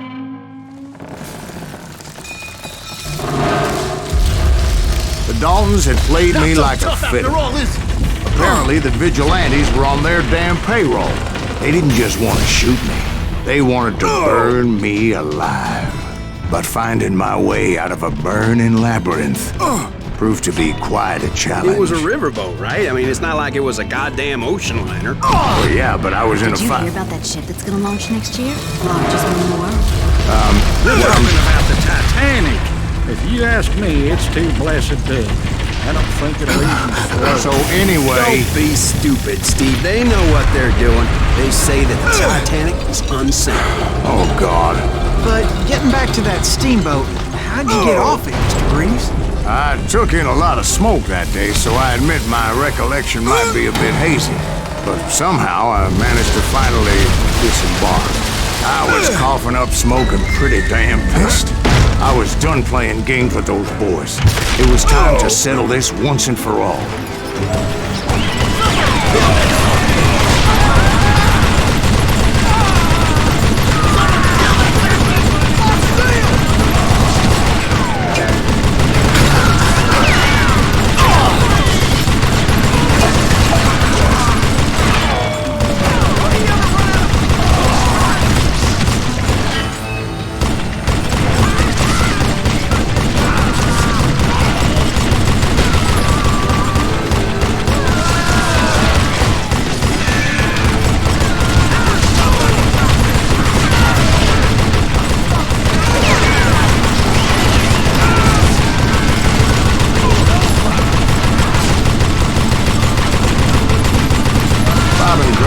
About to come at me one at a time.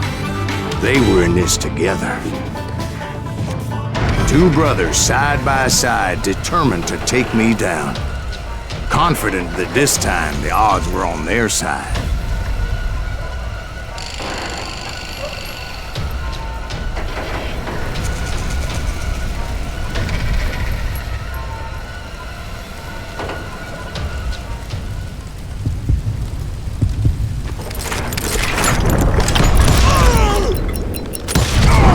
They got it wrong. A sad end for those two. If they'd only known that Emmett was still alive despite his wounds. Paroled 14 years later, he moved to California and sold real estate and lived off the legend of that fateful day. And the tragic death of his two brothers.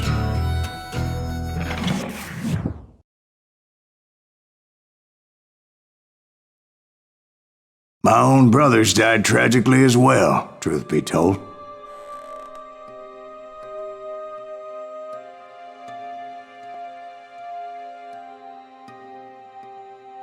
It was 1868, and me and my older brothers were pulling a tidy profit running cattle into Juarez, Mexico.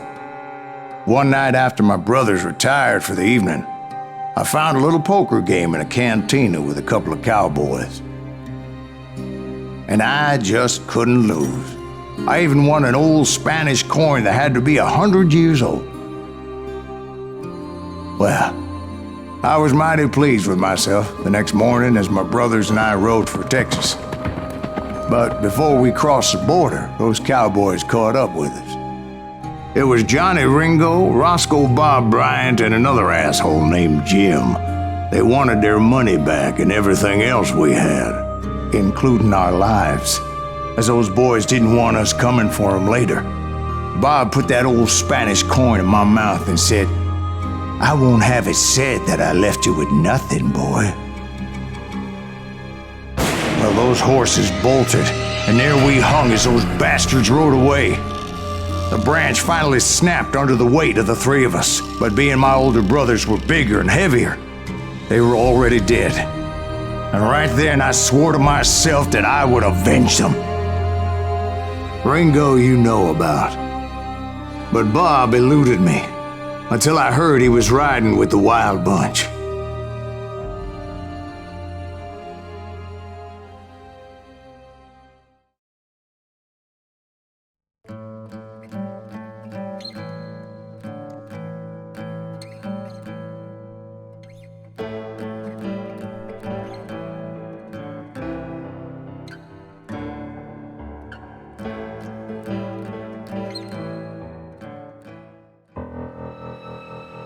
I'd been on their trail for months, ever since they left their hideout in the Bighorn Mountains. Led by Butch Cassidy, they were a loose association of outlaws who robbed banks and trains from Colorado to Montana.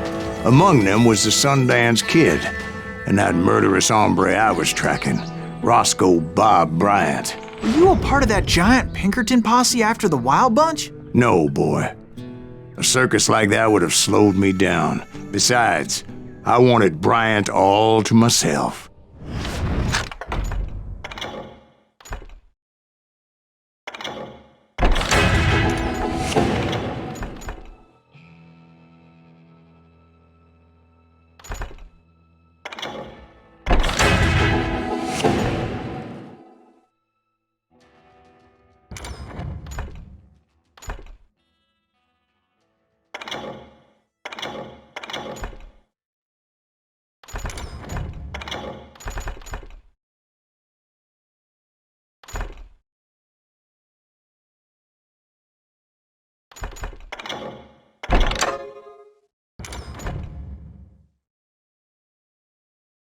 I'd heard about a large shipment of gold being transported to Wilcox, Wyoming on the Overland Flyer. I figured the Wild Bunch would likely hit such a treasure, and by God, I figured right.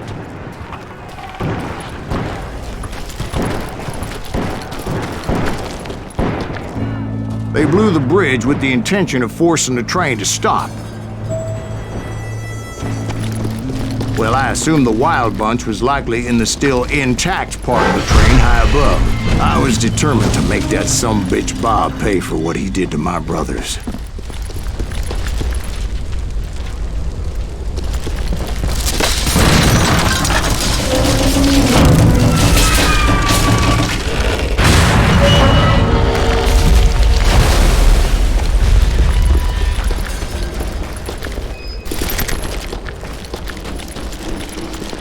Ears are still ringing from blowing up that bridge.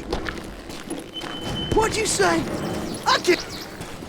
Well, I made my way off unscathed and came upon a few members of the gang and had no choice but to dispatch them. From there, I had to negotiate an even more precarious route. But first, I would need to get my ass out of there.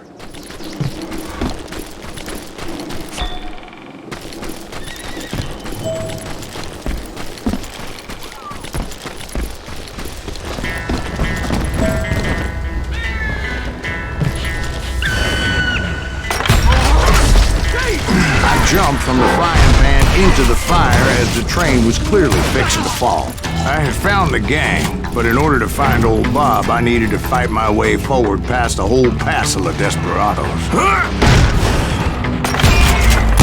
Outside, inside, any way I could, I made my way towards my prey. Well, what about the passengers? It was mostly a freight train, as I recall. There were no passengers aboard that day.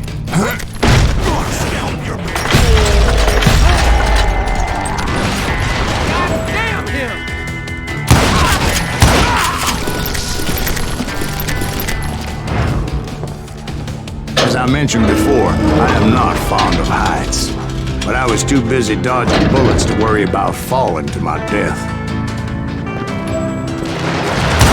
Odds were I was likely to die that day anyway, so I was determined to take down as many of those bastards as I could.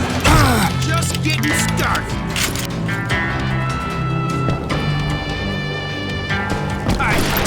Son of a bitch.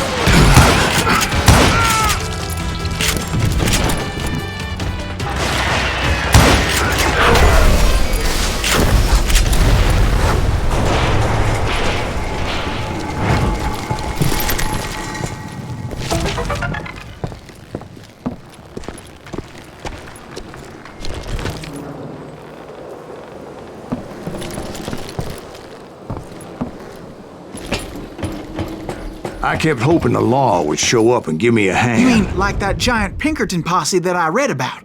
Did they come riding in, guns a-blazing to help?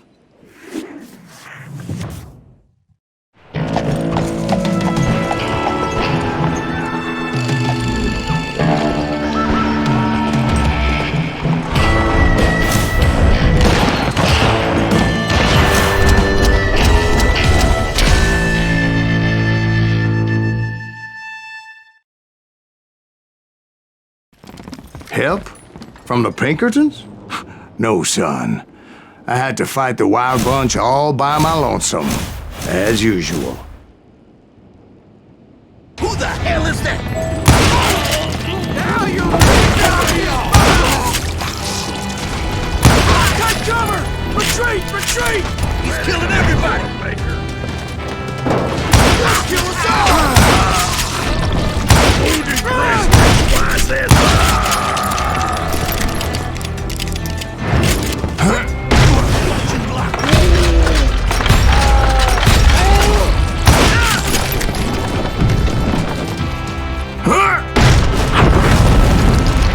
My guess is those dime novels didn't portray this as it happened, did they?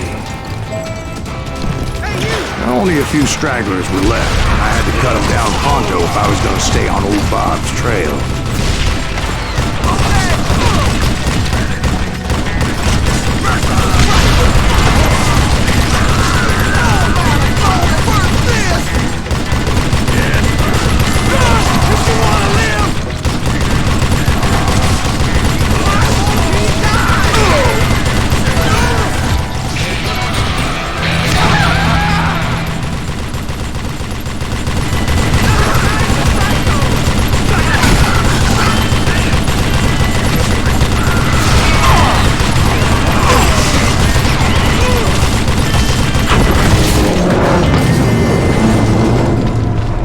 Once I silenced all those guns, I went searching for my nemesis, determined to finally have my justice. But the only survivor who welcomed me was George Flat-Nosed Curry. Who was he? The fastest gun in the gang.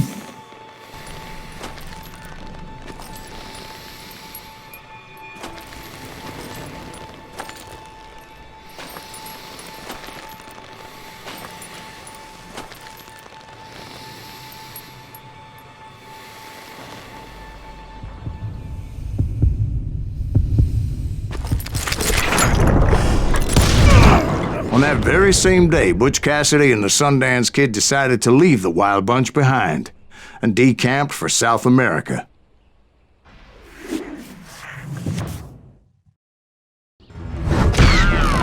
They ended up living down there for many years, but I'm sure you already know all about that.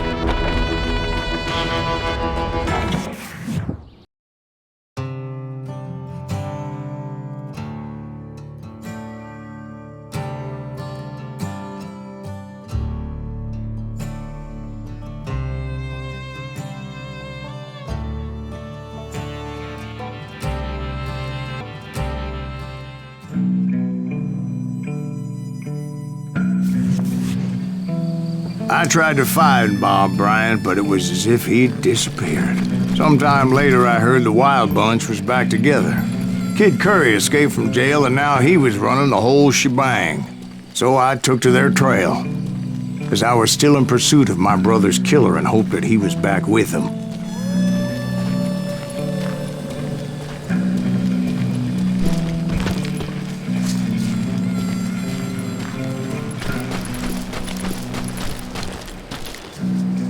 That Kid Curry's kinda crazy, ain't he?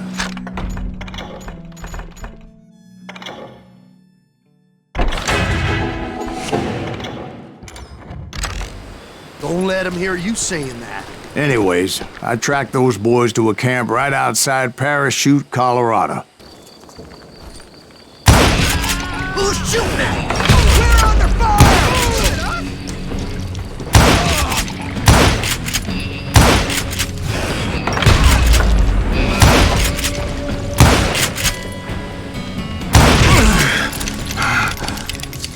Old Bob wasn't among them, and neither was Kid Curry. I could sense him close by, however, plotting something nasty. I just needed a clue as to their whereabouts.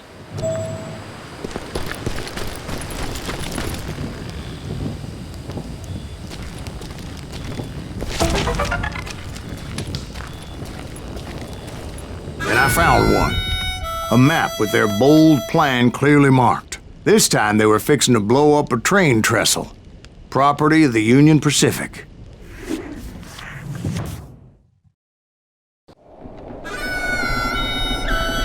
The plan clearly indicated how they were fixing to undermine several of the weakest wooden supports.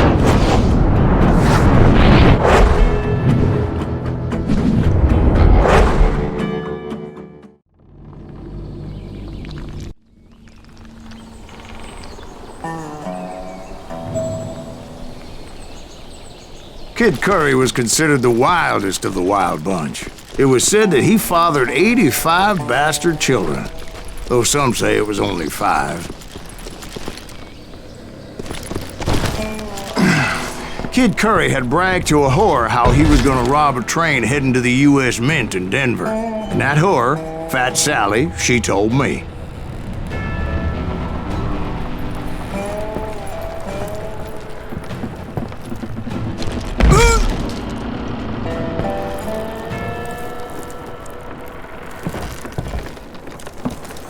The bridge was rigged with dynamite, so I decided I'd best be careful confronting those bastards.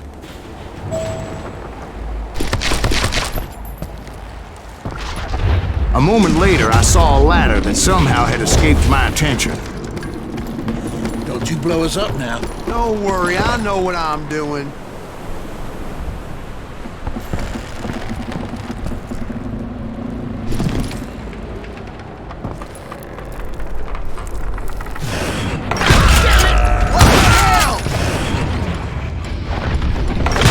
The Wild Bunch did not take kindly to my presence and attempted to blow my head off. It appeared the kid had found a number of new recruits to bolster their ranks. Guess there's always desperate men willing to trade their lives for stolen treasure. What happened next? Well, having removed the first bundle of dynamite, I decided I might as well remove the other one. Once that was done, I figured I'd find my way from there.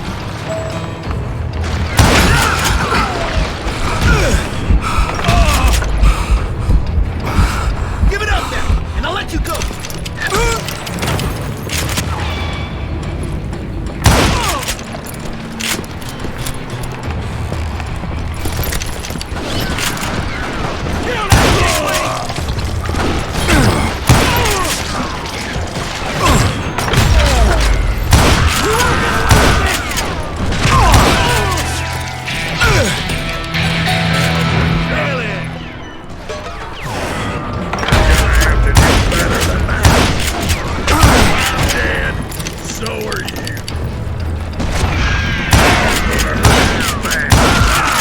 So, what happened then? Had to remove more of that damn dynamite. I got a lot more bullets!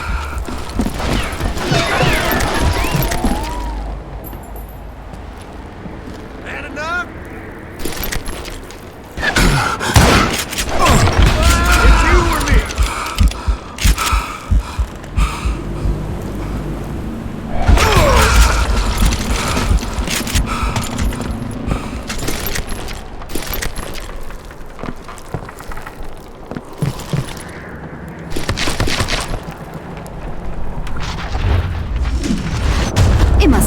terrifying trying to make your way across.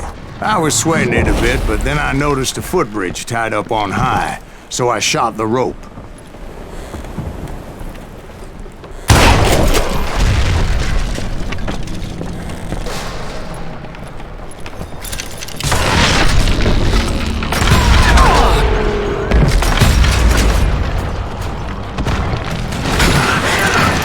So that was all the dynamite? Well, funny you should mention that, darling.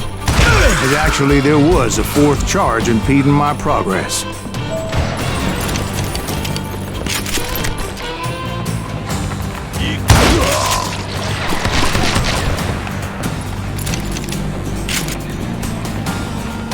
Time to die!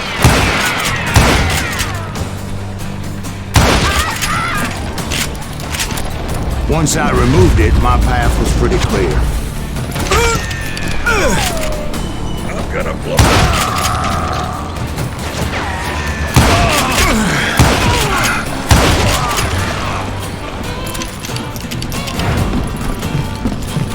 We don't kill him! He'll kill us!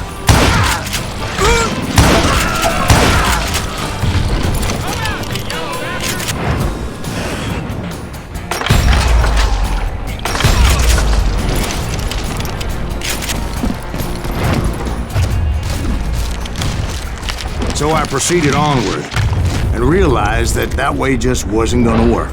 I needed an alternate path forward.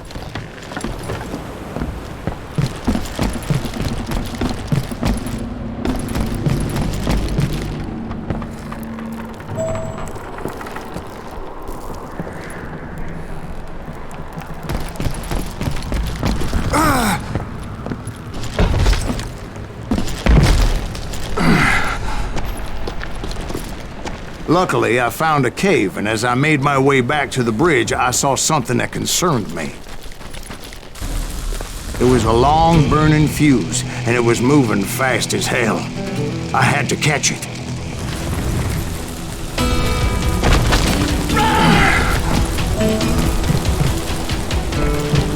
The burning fuse was so damn quick, I had to run like the wind. I almost had it, but no! Thought I was gonna have... I knew that failure meant boom! Then, finally, at the last moment. Whew. Of course, I was successful, or clearly I wouldn't be talking to you folks here today. Naturally, I removed the last dynamite charge. Well, it was a touching reunion. But by this time, I was thoroughly exhausted and dragging my ass as I was not a young man anymore.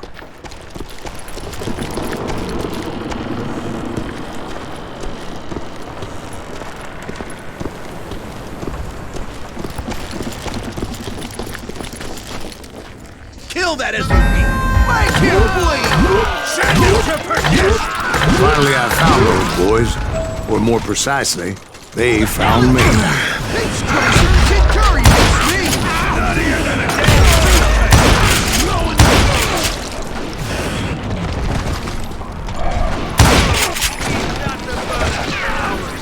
Just when I thought things couldn't get worse, Kid Curry opened up on me with a goddamn Gatling gun. It was hidden in this tunnel and pretty well shielded.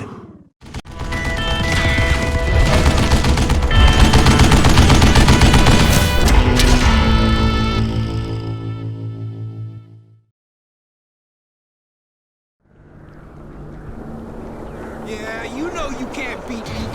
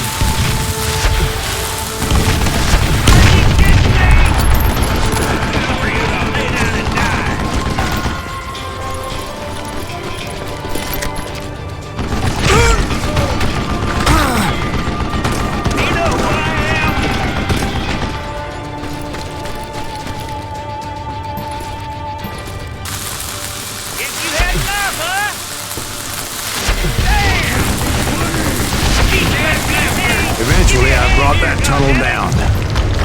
And that's when I met Kid Curry himself.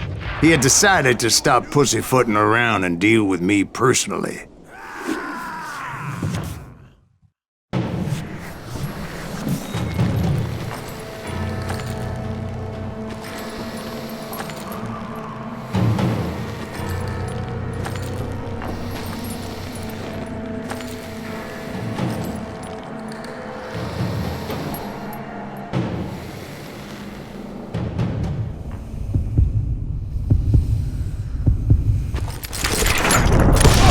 Fast as he was, I was just a bit faster. And as he lay wounded, I demanded to know the whereabouts of Roscoe Bob Bryant. He shouted at me, "Is that what this is about? Bob went with Butch and Sundance to South America. You ain't never finding him."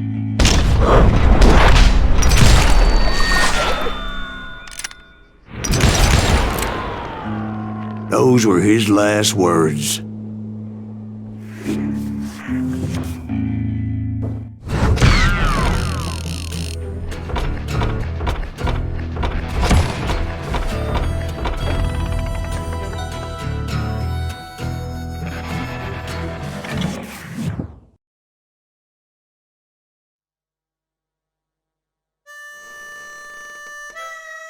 So, Bob Bryant got away?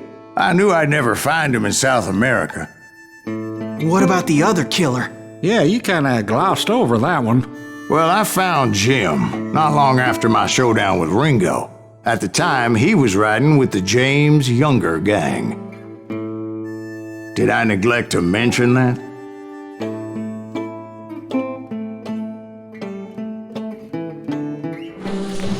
Jesse James? The greatest outlaw who ever lived? Jesse and his kin rode with Quantrill when he raided Lawrence, Kansas, and killed near 200 people, boy.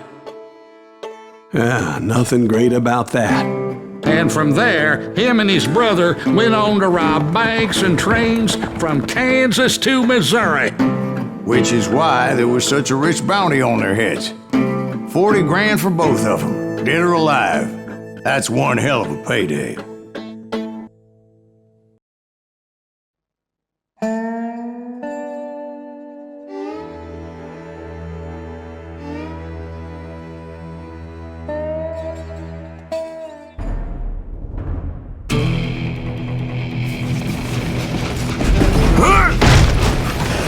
I confronted them as they were robbing a train. Bullets were flying at me from every which way. But I knew I'd have to fight my way forward if I was gonna find this Jim.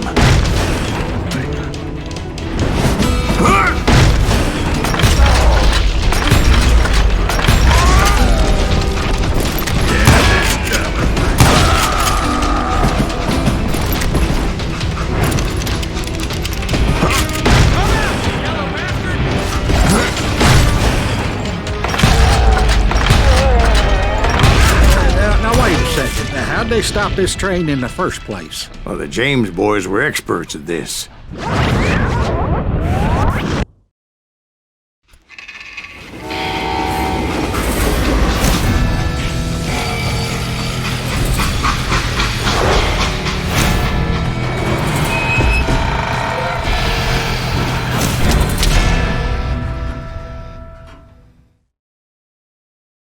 They hopped a freight train having heard there was a big payroll in the express safe. So, I hopped the same train.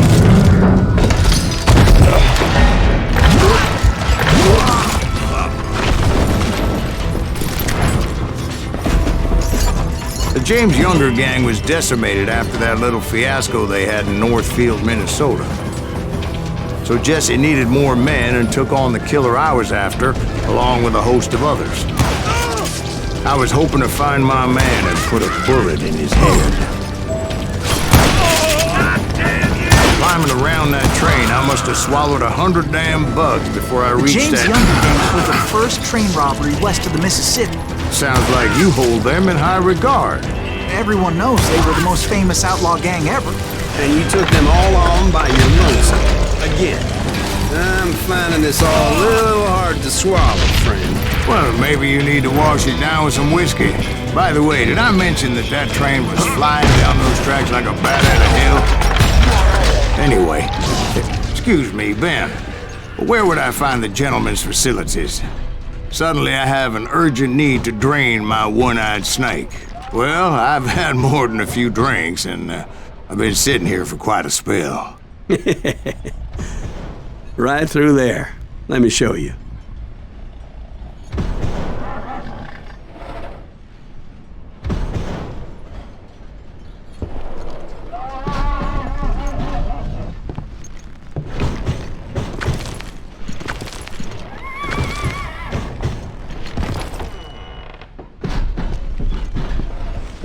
I never heard so much malarkey in my life. You think he's bullshitting us? You don't think he's Silas Greaves? I think he's just some old drunk looking for some free liquor.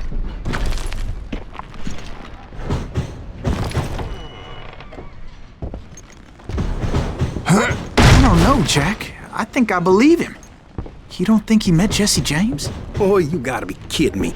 That story makes no sense at all. Jack. I mean, you gotta be two bricks short of a load to believe that cock and bull story. I don't agree. Jack, lay off the bar. But you seriously think that tired old man went toe-to-toe with Jesse James? Well, that's better. Did I mention that this Jim was married to the infamous Belle Starr? Of course, I didn't learn that until later. Anyway, I made my way forward the best I could. Around the sides, over the roof. At some point, some sumbitch saw me and shouted out, "It's the damn Pinkertons!" It's a damn Pinkertons! Now, I never worked for that lying cocksucker, but I guess they assumed I was one of his assassins. Those evil bastards firebombed Jesse's mother's house and killed his stepbrother.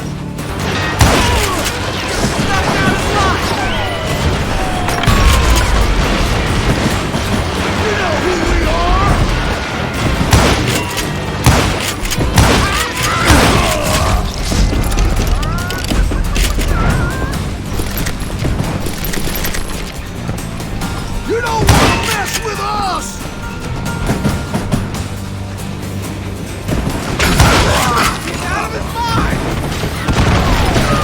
Everybody's always mistaking you for somebody else, aren't they? Why is that, I wonder? Don't rightly know, Jack. I'm just telling you how I remember it. I bet you are. Goddamn law dog!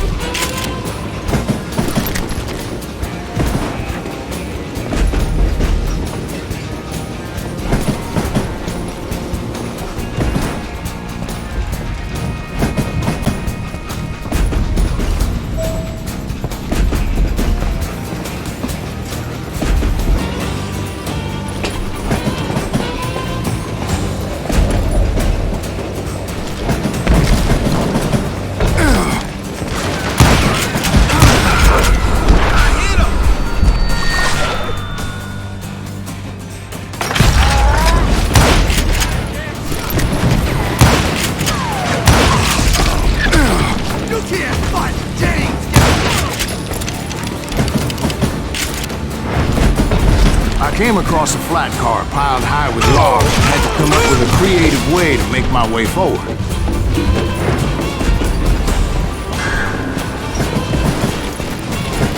Right about then, I was attacked by some asshole on a Gatling gun.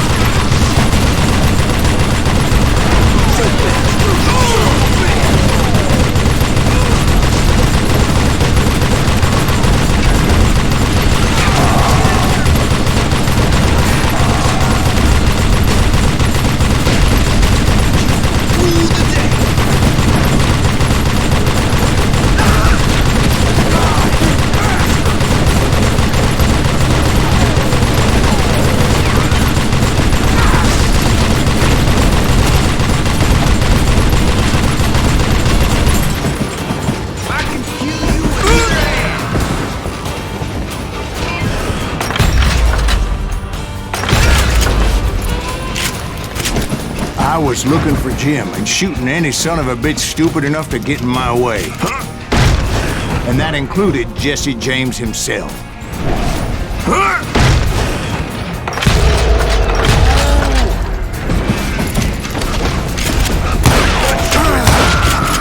There sure were a lot of men determined to die that day.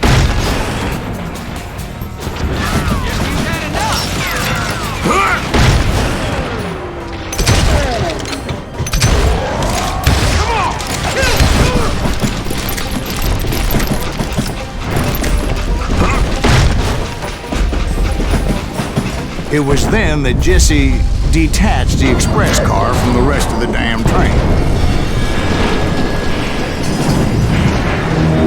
I could see Jesse waiting for me, fixing to kill me so he could get away with all that money.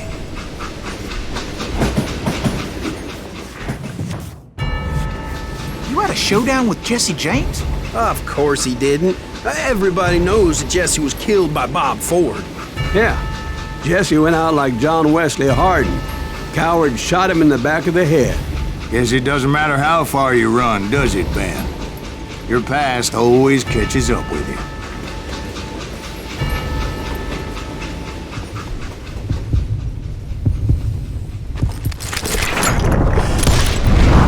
Yeah, I didn't kill Jesse James. Just wounded him bad enough to convince him to hang up his guns. What about that Jim fella? What happened to him? I figure he was up front with a gun to the engineer's head. That bastard slipped away again.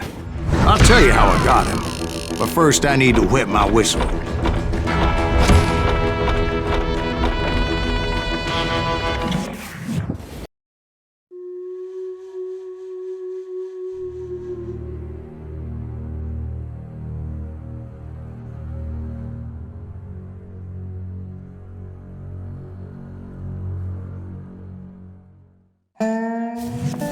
After my showdown with Jesse, I continued to track his brother, Frank, and that son of a bitch, Jim.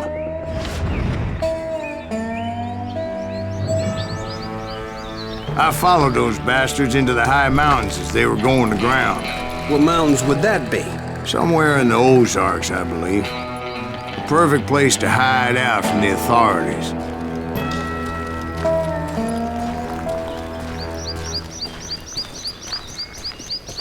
In fact, before I could find them, some Indians who fled the res and were hiding out from the military found me first. They probably thought I was a cavalry scout and didn't want me telling the military where they were.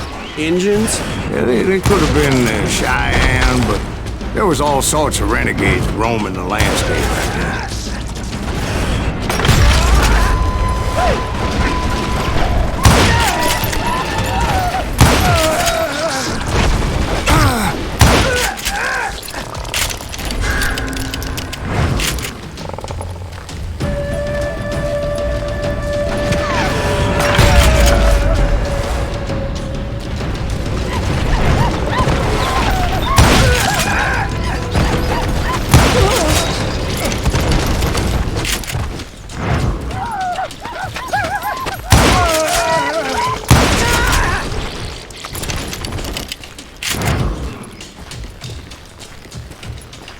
Hey, how about another whiskey, Ben? Nothing better to soothe the troubled soul.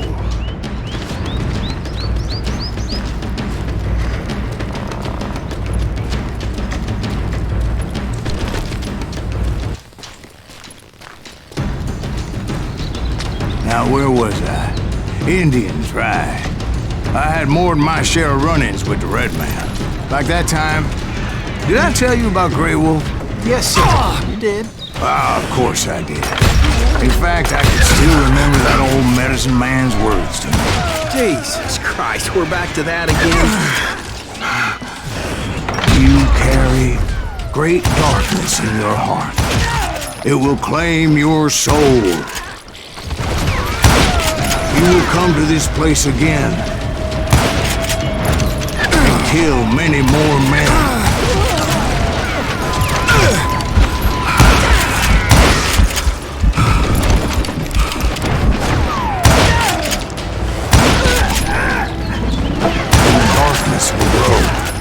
Until until it consumes everything you are.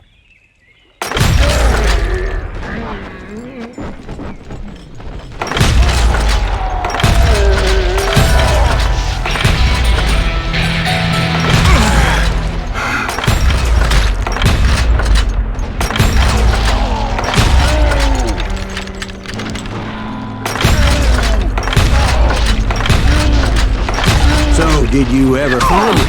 Who? The man you are after. Let me ask you something, Ben. You ever think about death? Mr. Greaves, are you all right? Ooh, death. Oh, death. Won't you spare me over till another year? What is this that I can't see, with ice cold hands taking hold of me? Well, I am death, none can excel. I'll open the door to heaven or hell. Oh, death, someone would pray. Could you wait to call me another day? Oh, death, won't you spare me over till another year? So are you gonna answer the question? What question is that? Jim Reed. Did you ever find him? Reed was indeed that son bitch's surname. That's right, Ben. A despicable character. I remember him laughing like a hyena that cold morning they lynched me and my brothers. He was intent on avoiding my vengeance, but nothing was gonna stop me. Nothing.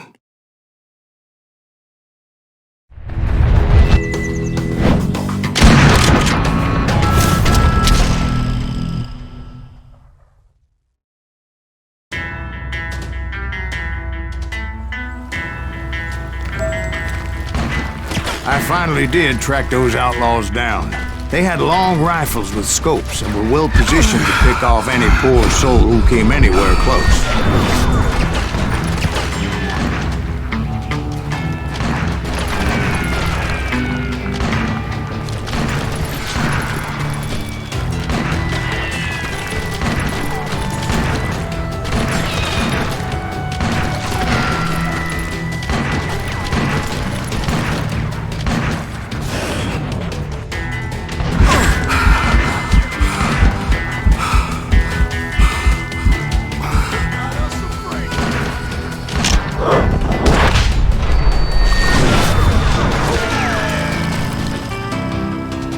I'm guessing Frank James believed I was responsible for the demise of his brother Jesse.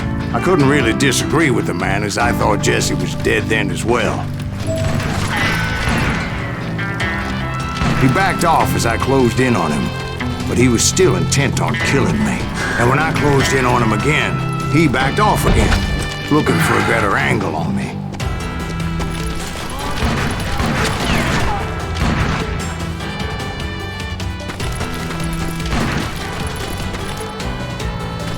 Hell, I can't fault Frank for wanting his revenge, as I was there for the same damn reason myself.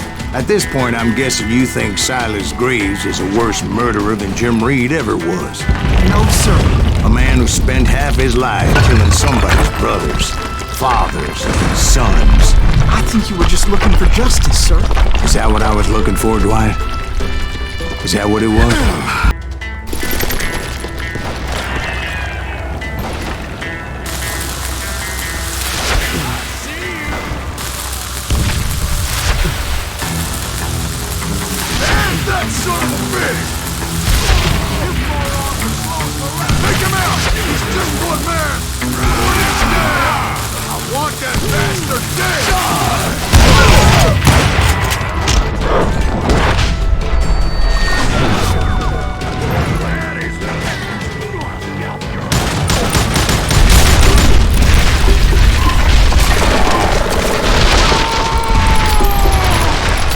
Shack, Well, it went tumbling right off that cliff. With Frank James still in it?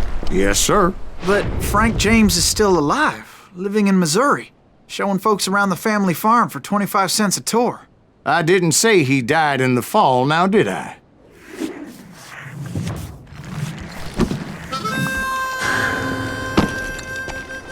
I'm done with this damnable outlaw life! Kill me, don't kill me, do what you will! At this point, I just don't give a shit! I explained to Frank that I had nothing against him personally and that I was looking for someone else. You want Reed? Have at him! I never did like that bastard! I am done here! We parted in peace as Frank pointed out the path to my prey before making his way back down the hill.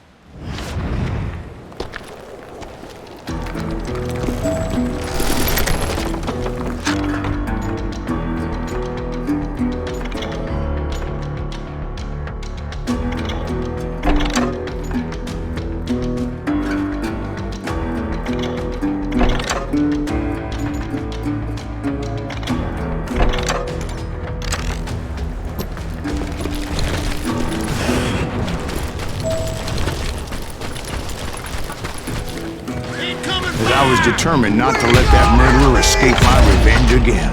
So what happened with Reed? Well, I finally found the last of the gang hiding in a nearby cave. First, I had to dispatch the lookouts. But rather than wander in willy-nilly, I decided it would be better to smoke that sumbitch out. "Hey, Reed!" I shouted. "No wonder you're so ornery. Can't be easy being married to Belle Starr. While you're off providing for the family, she's spreading her legs for every Tom, Dick, and Cole Younger. Not an attractive woman exactly, but very friendly."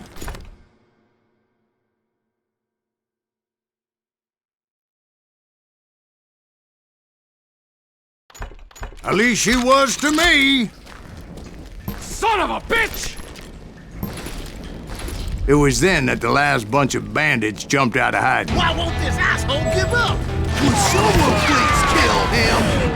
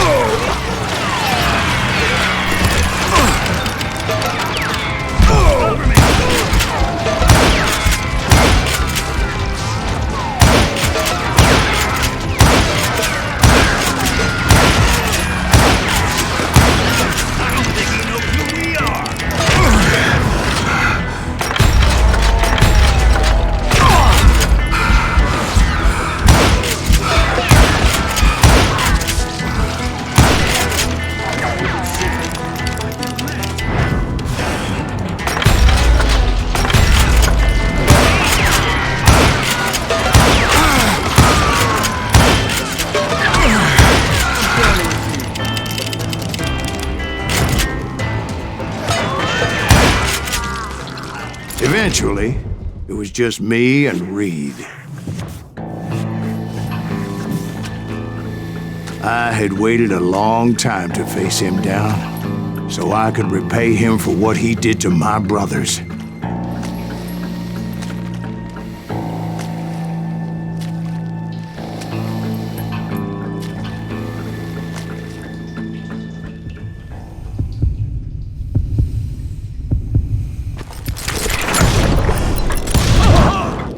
And repay him I did.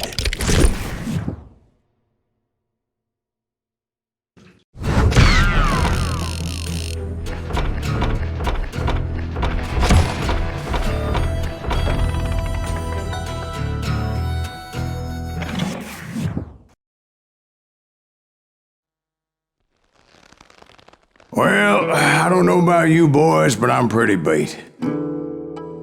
Well, it's too damn bad you never found that Bob character. Seems a shame you never had to pay. Well, funny thing about that, I did have one more chance at him.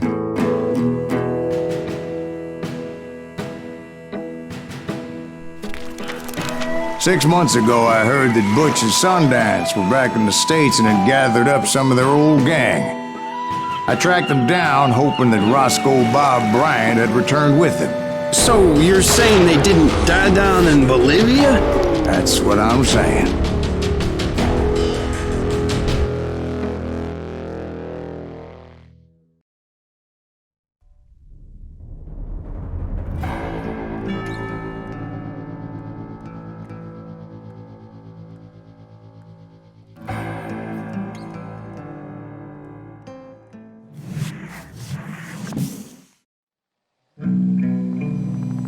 "40 years I had waited to get my hands on the last of my brother's killers. Not even an army of demons could have stopped me now.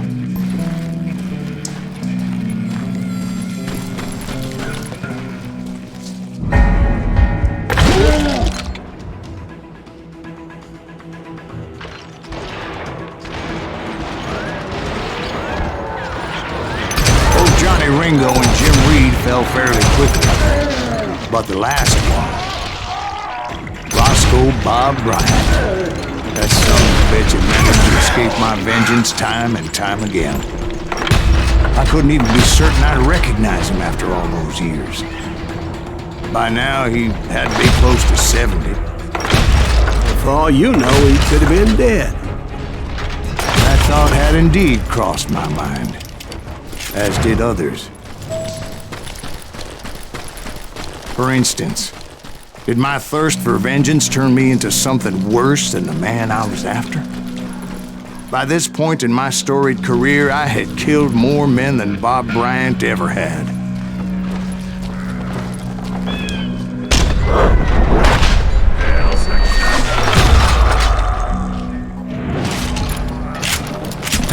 Nothing could stop me from taking his life.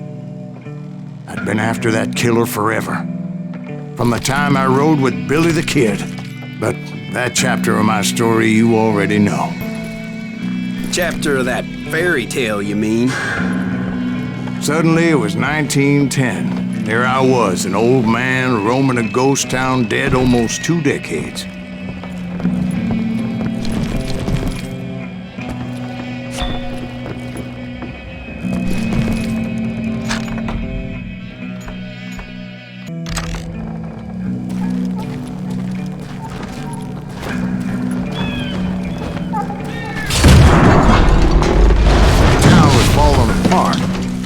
Just like me.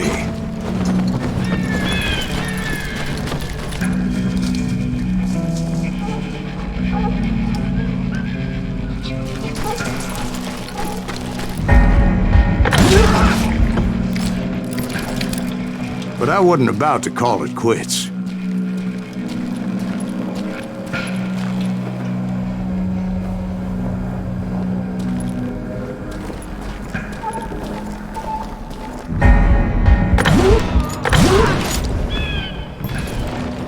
Even though the ghosts of my dead brothers were begging me to end what I started so long ago.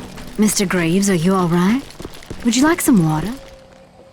The Wild Bunch knew I was there. They were after a treasure they had hidden before they fled, buried in the grave of a dead amigo. Some folks think the town is haunted, so they figured there wouldn't be many people poking around.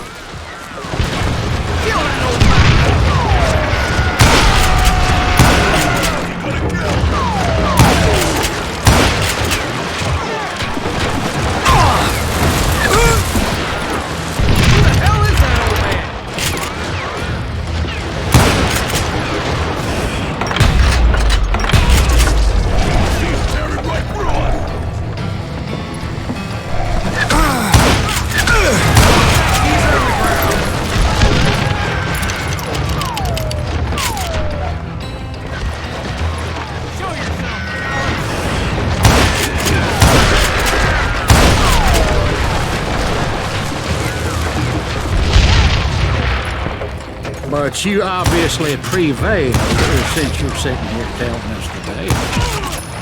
Actually, in that moment, I did not prevail. So I suppose we're talking to a ghost. Funny you should put it like that, Jack.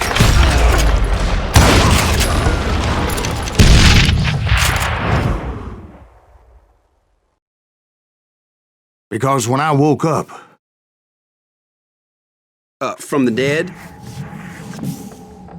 There was silence all around me.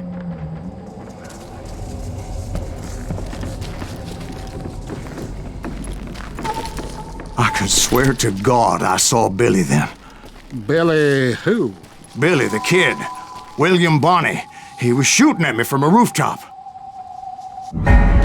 Here, there, even over there. So I am right. You are titched in the head.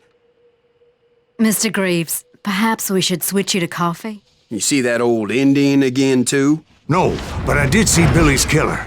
Patrick Floyd Garrett. He came at me guns a-blazing. But I knew that old war horse had died 2 years before. I wondered if maybe I was dead too and confronting the ghosts of my past. Perhaps all my sins were coming back to haunt me and drag me down to perdition.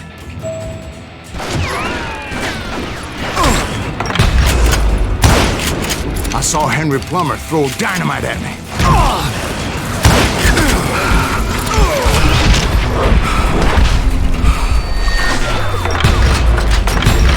And in the gates of the cemetery, I saw John Wesley Hardin, just like I remembered him.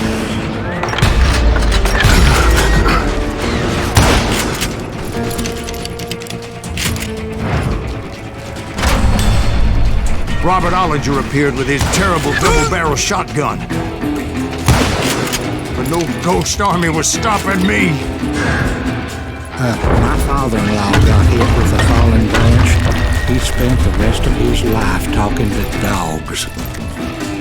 Newman Hayes Clanton, William Grotius, John Peters Ringo, they all wanted me dead.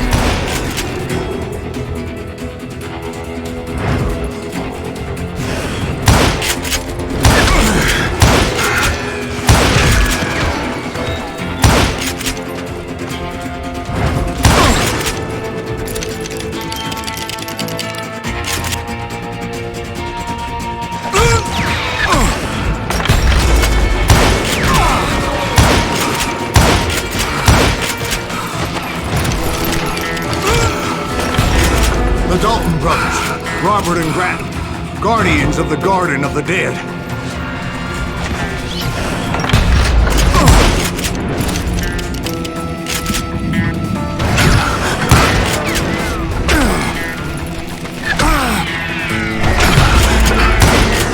George Curry and Harvey Logan, alias Kid Curry, both thirsty for vengeance from the great beyond.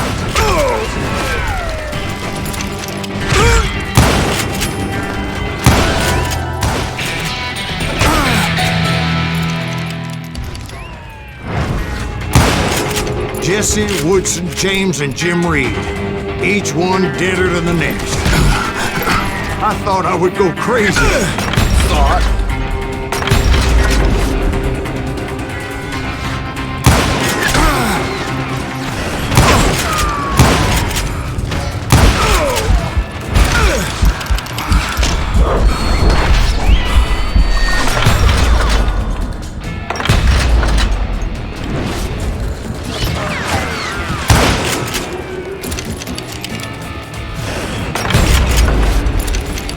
Finally, I saw Harry Alonzo Longabaugh. The Sundance Kid?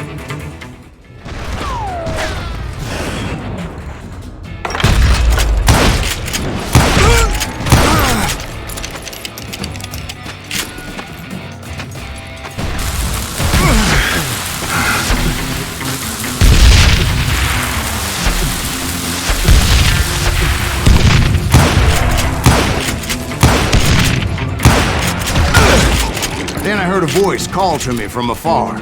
It was Robert Leroy Parker, a.k.a. Butch Cassidy, coming at me from out of the fog. Thanks for taking care of that bastard.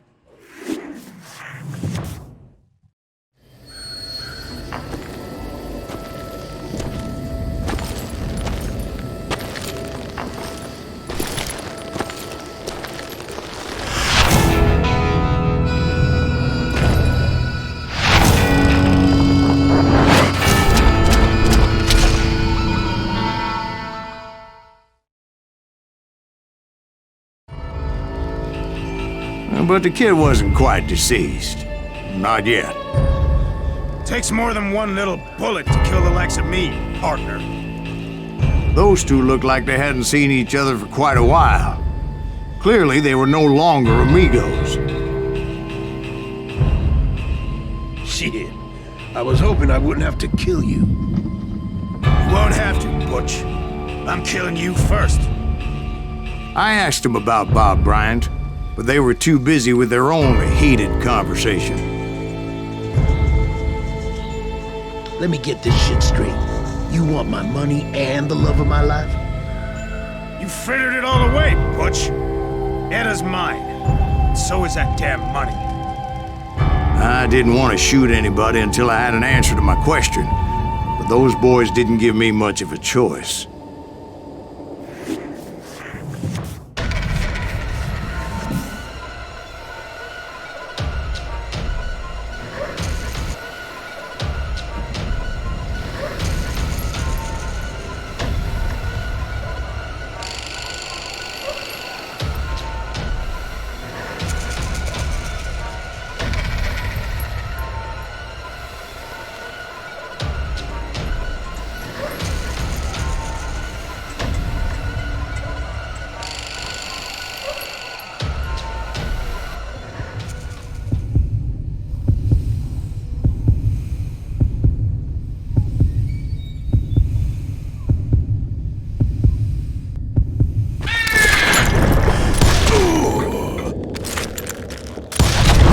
Butch Cassidy and the Sundance Kid died there in that cemetery not 6 months ago.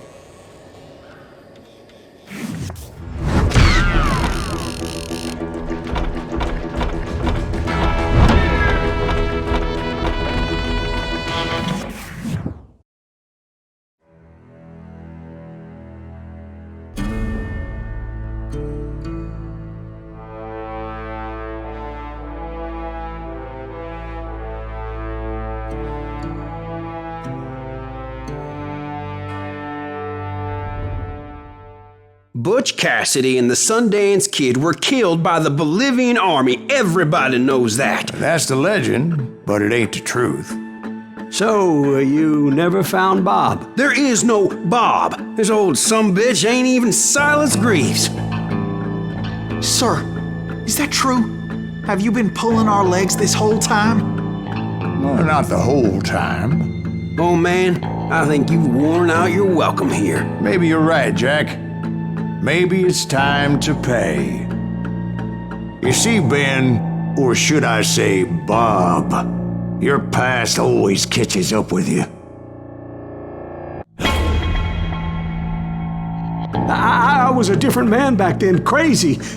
Drinking, I changed my ways, I swear to you. If I could turn back the clock, But you can't, Bob.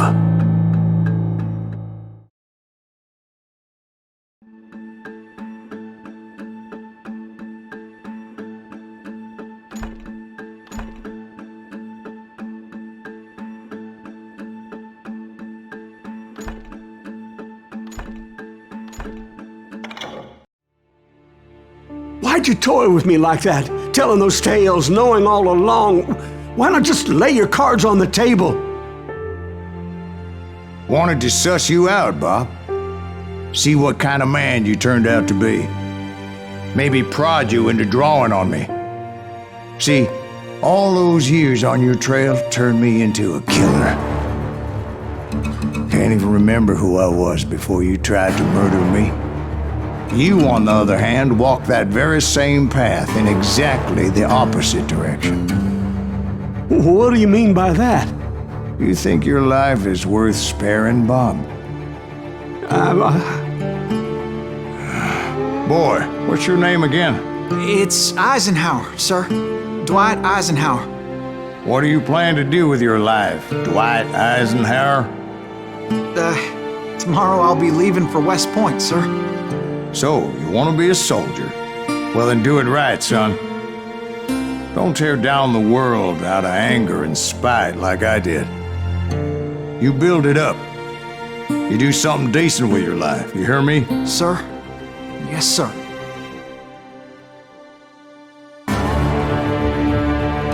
I won't have it said I left you with nothing, Bob.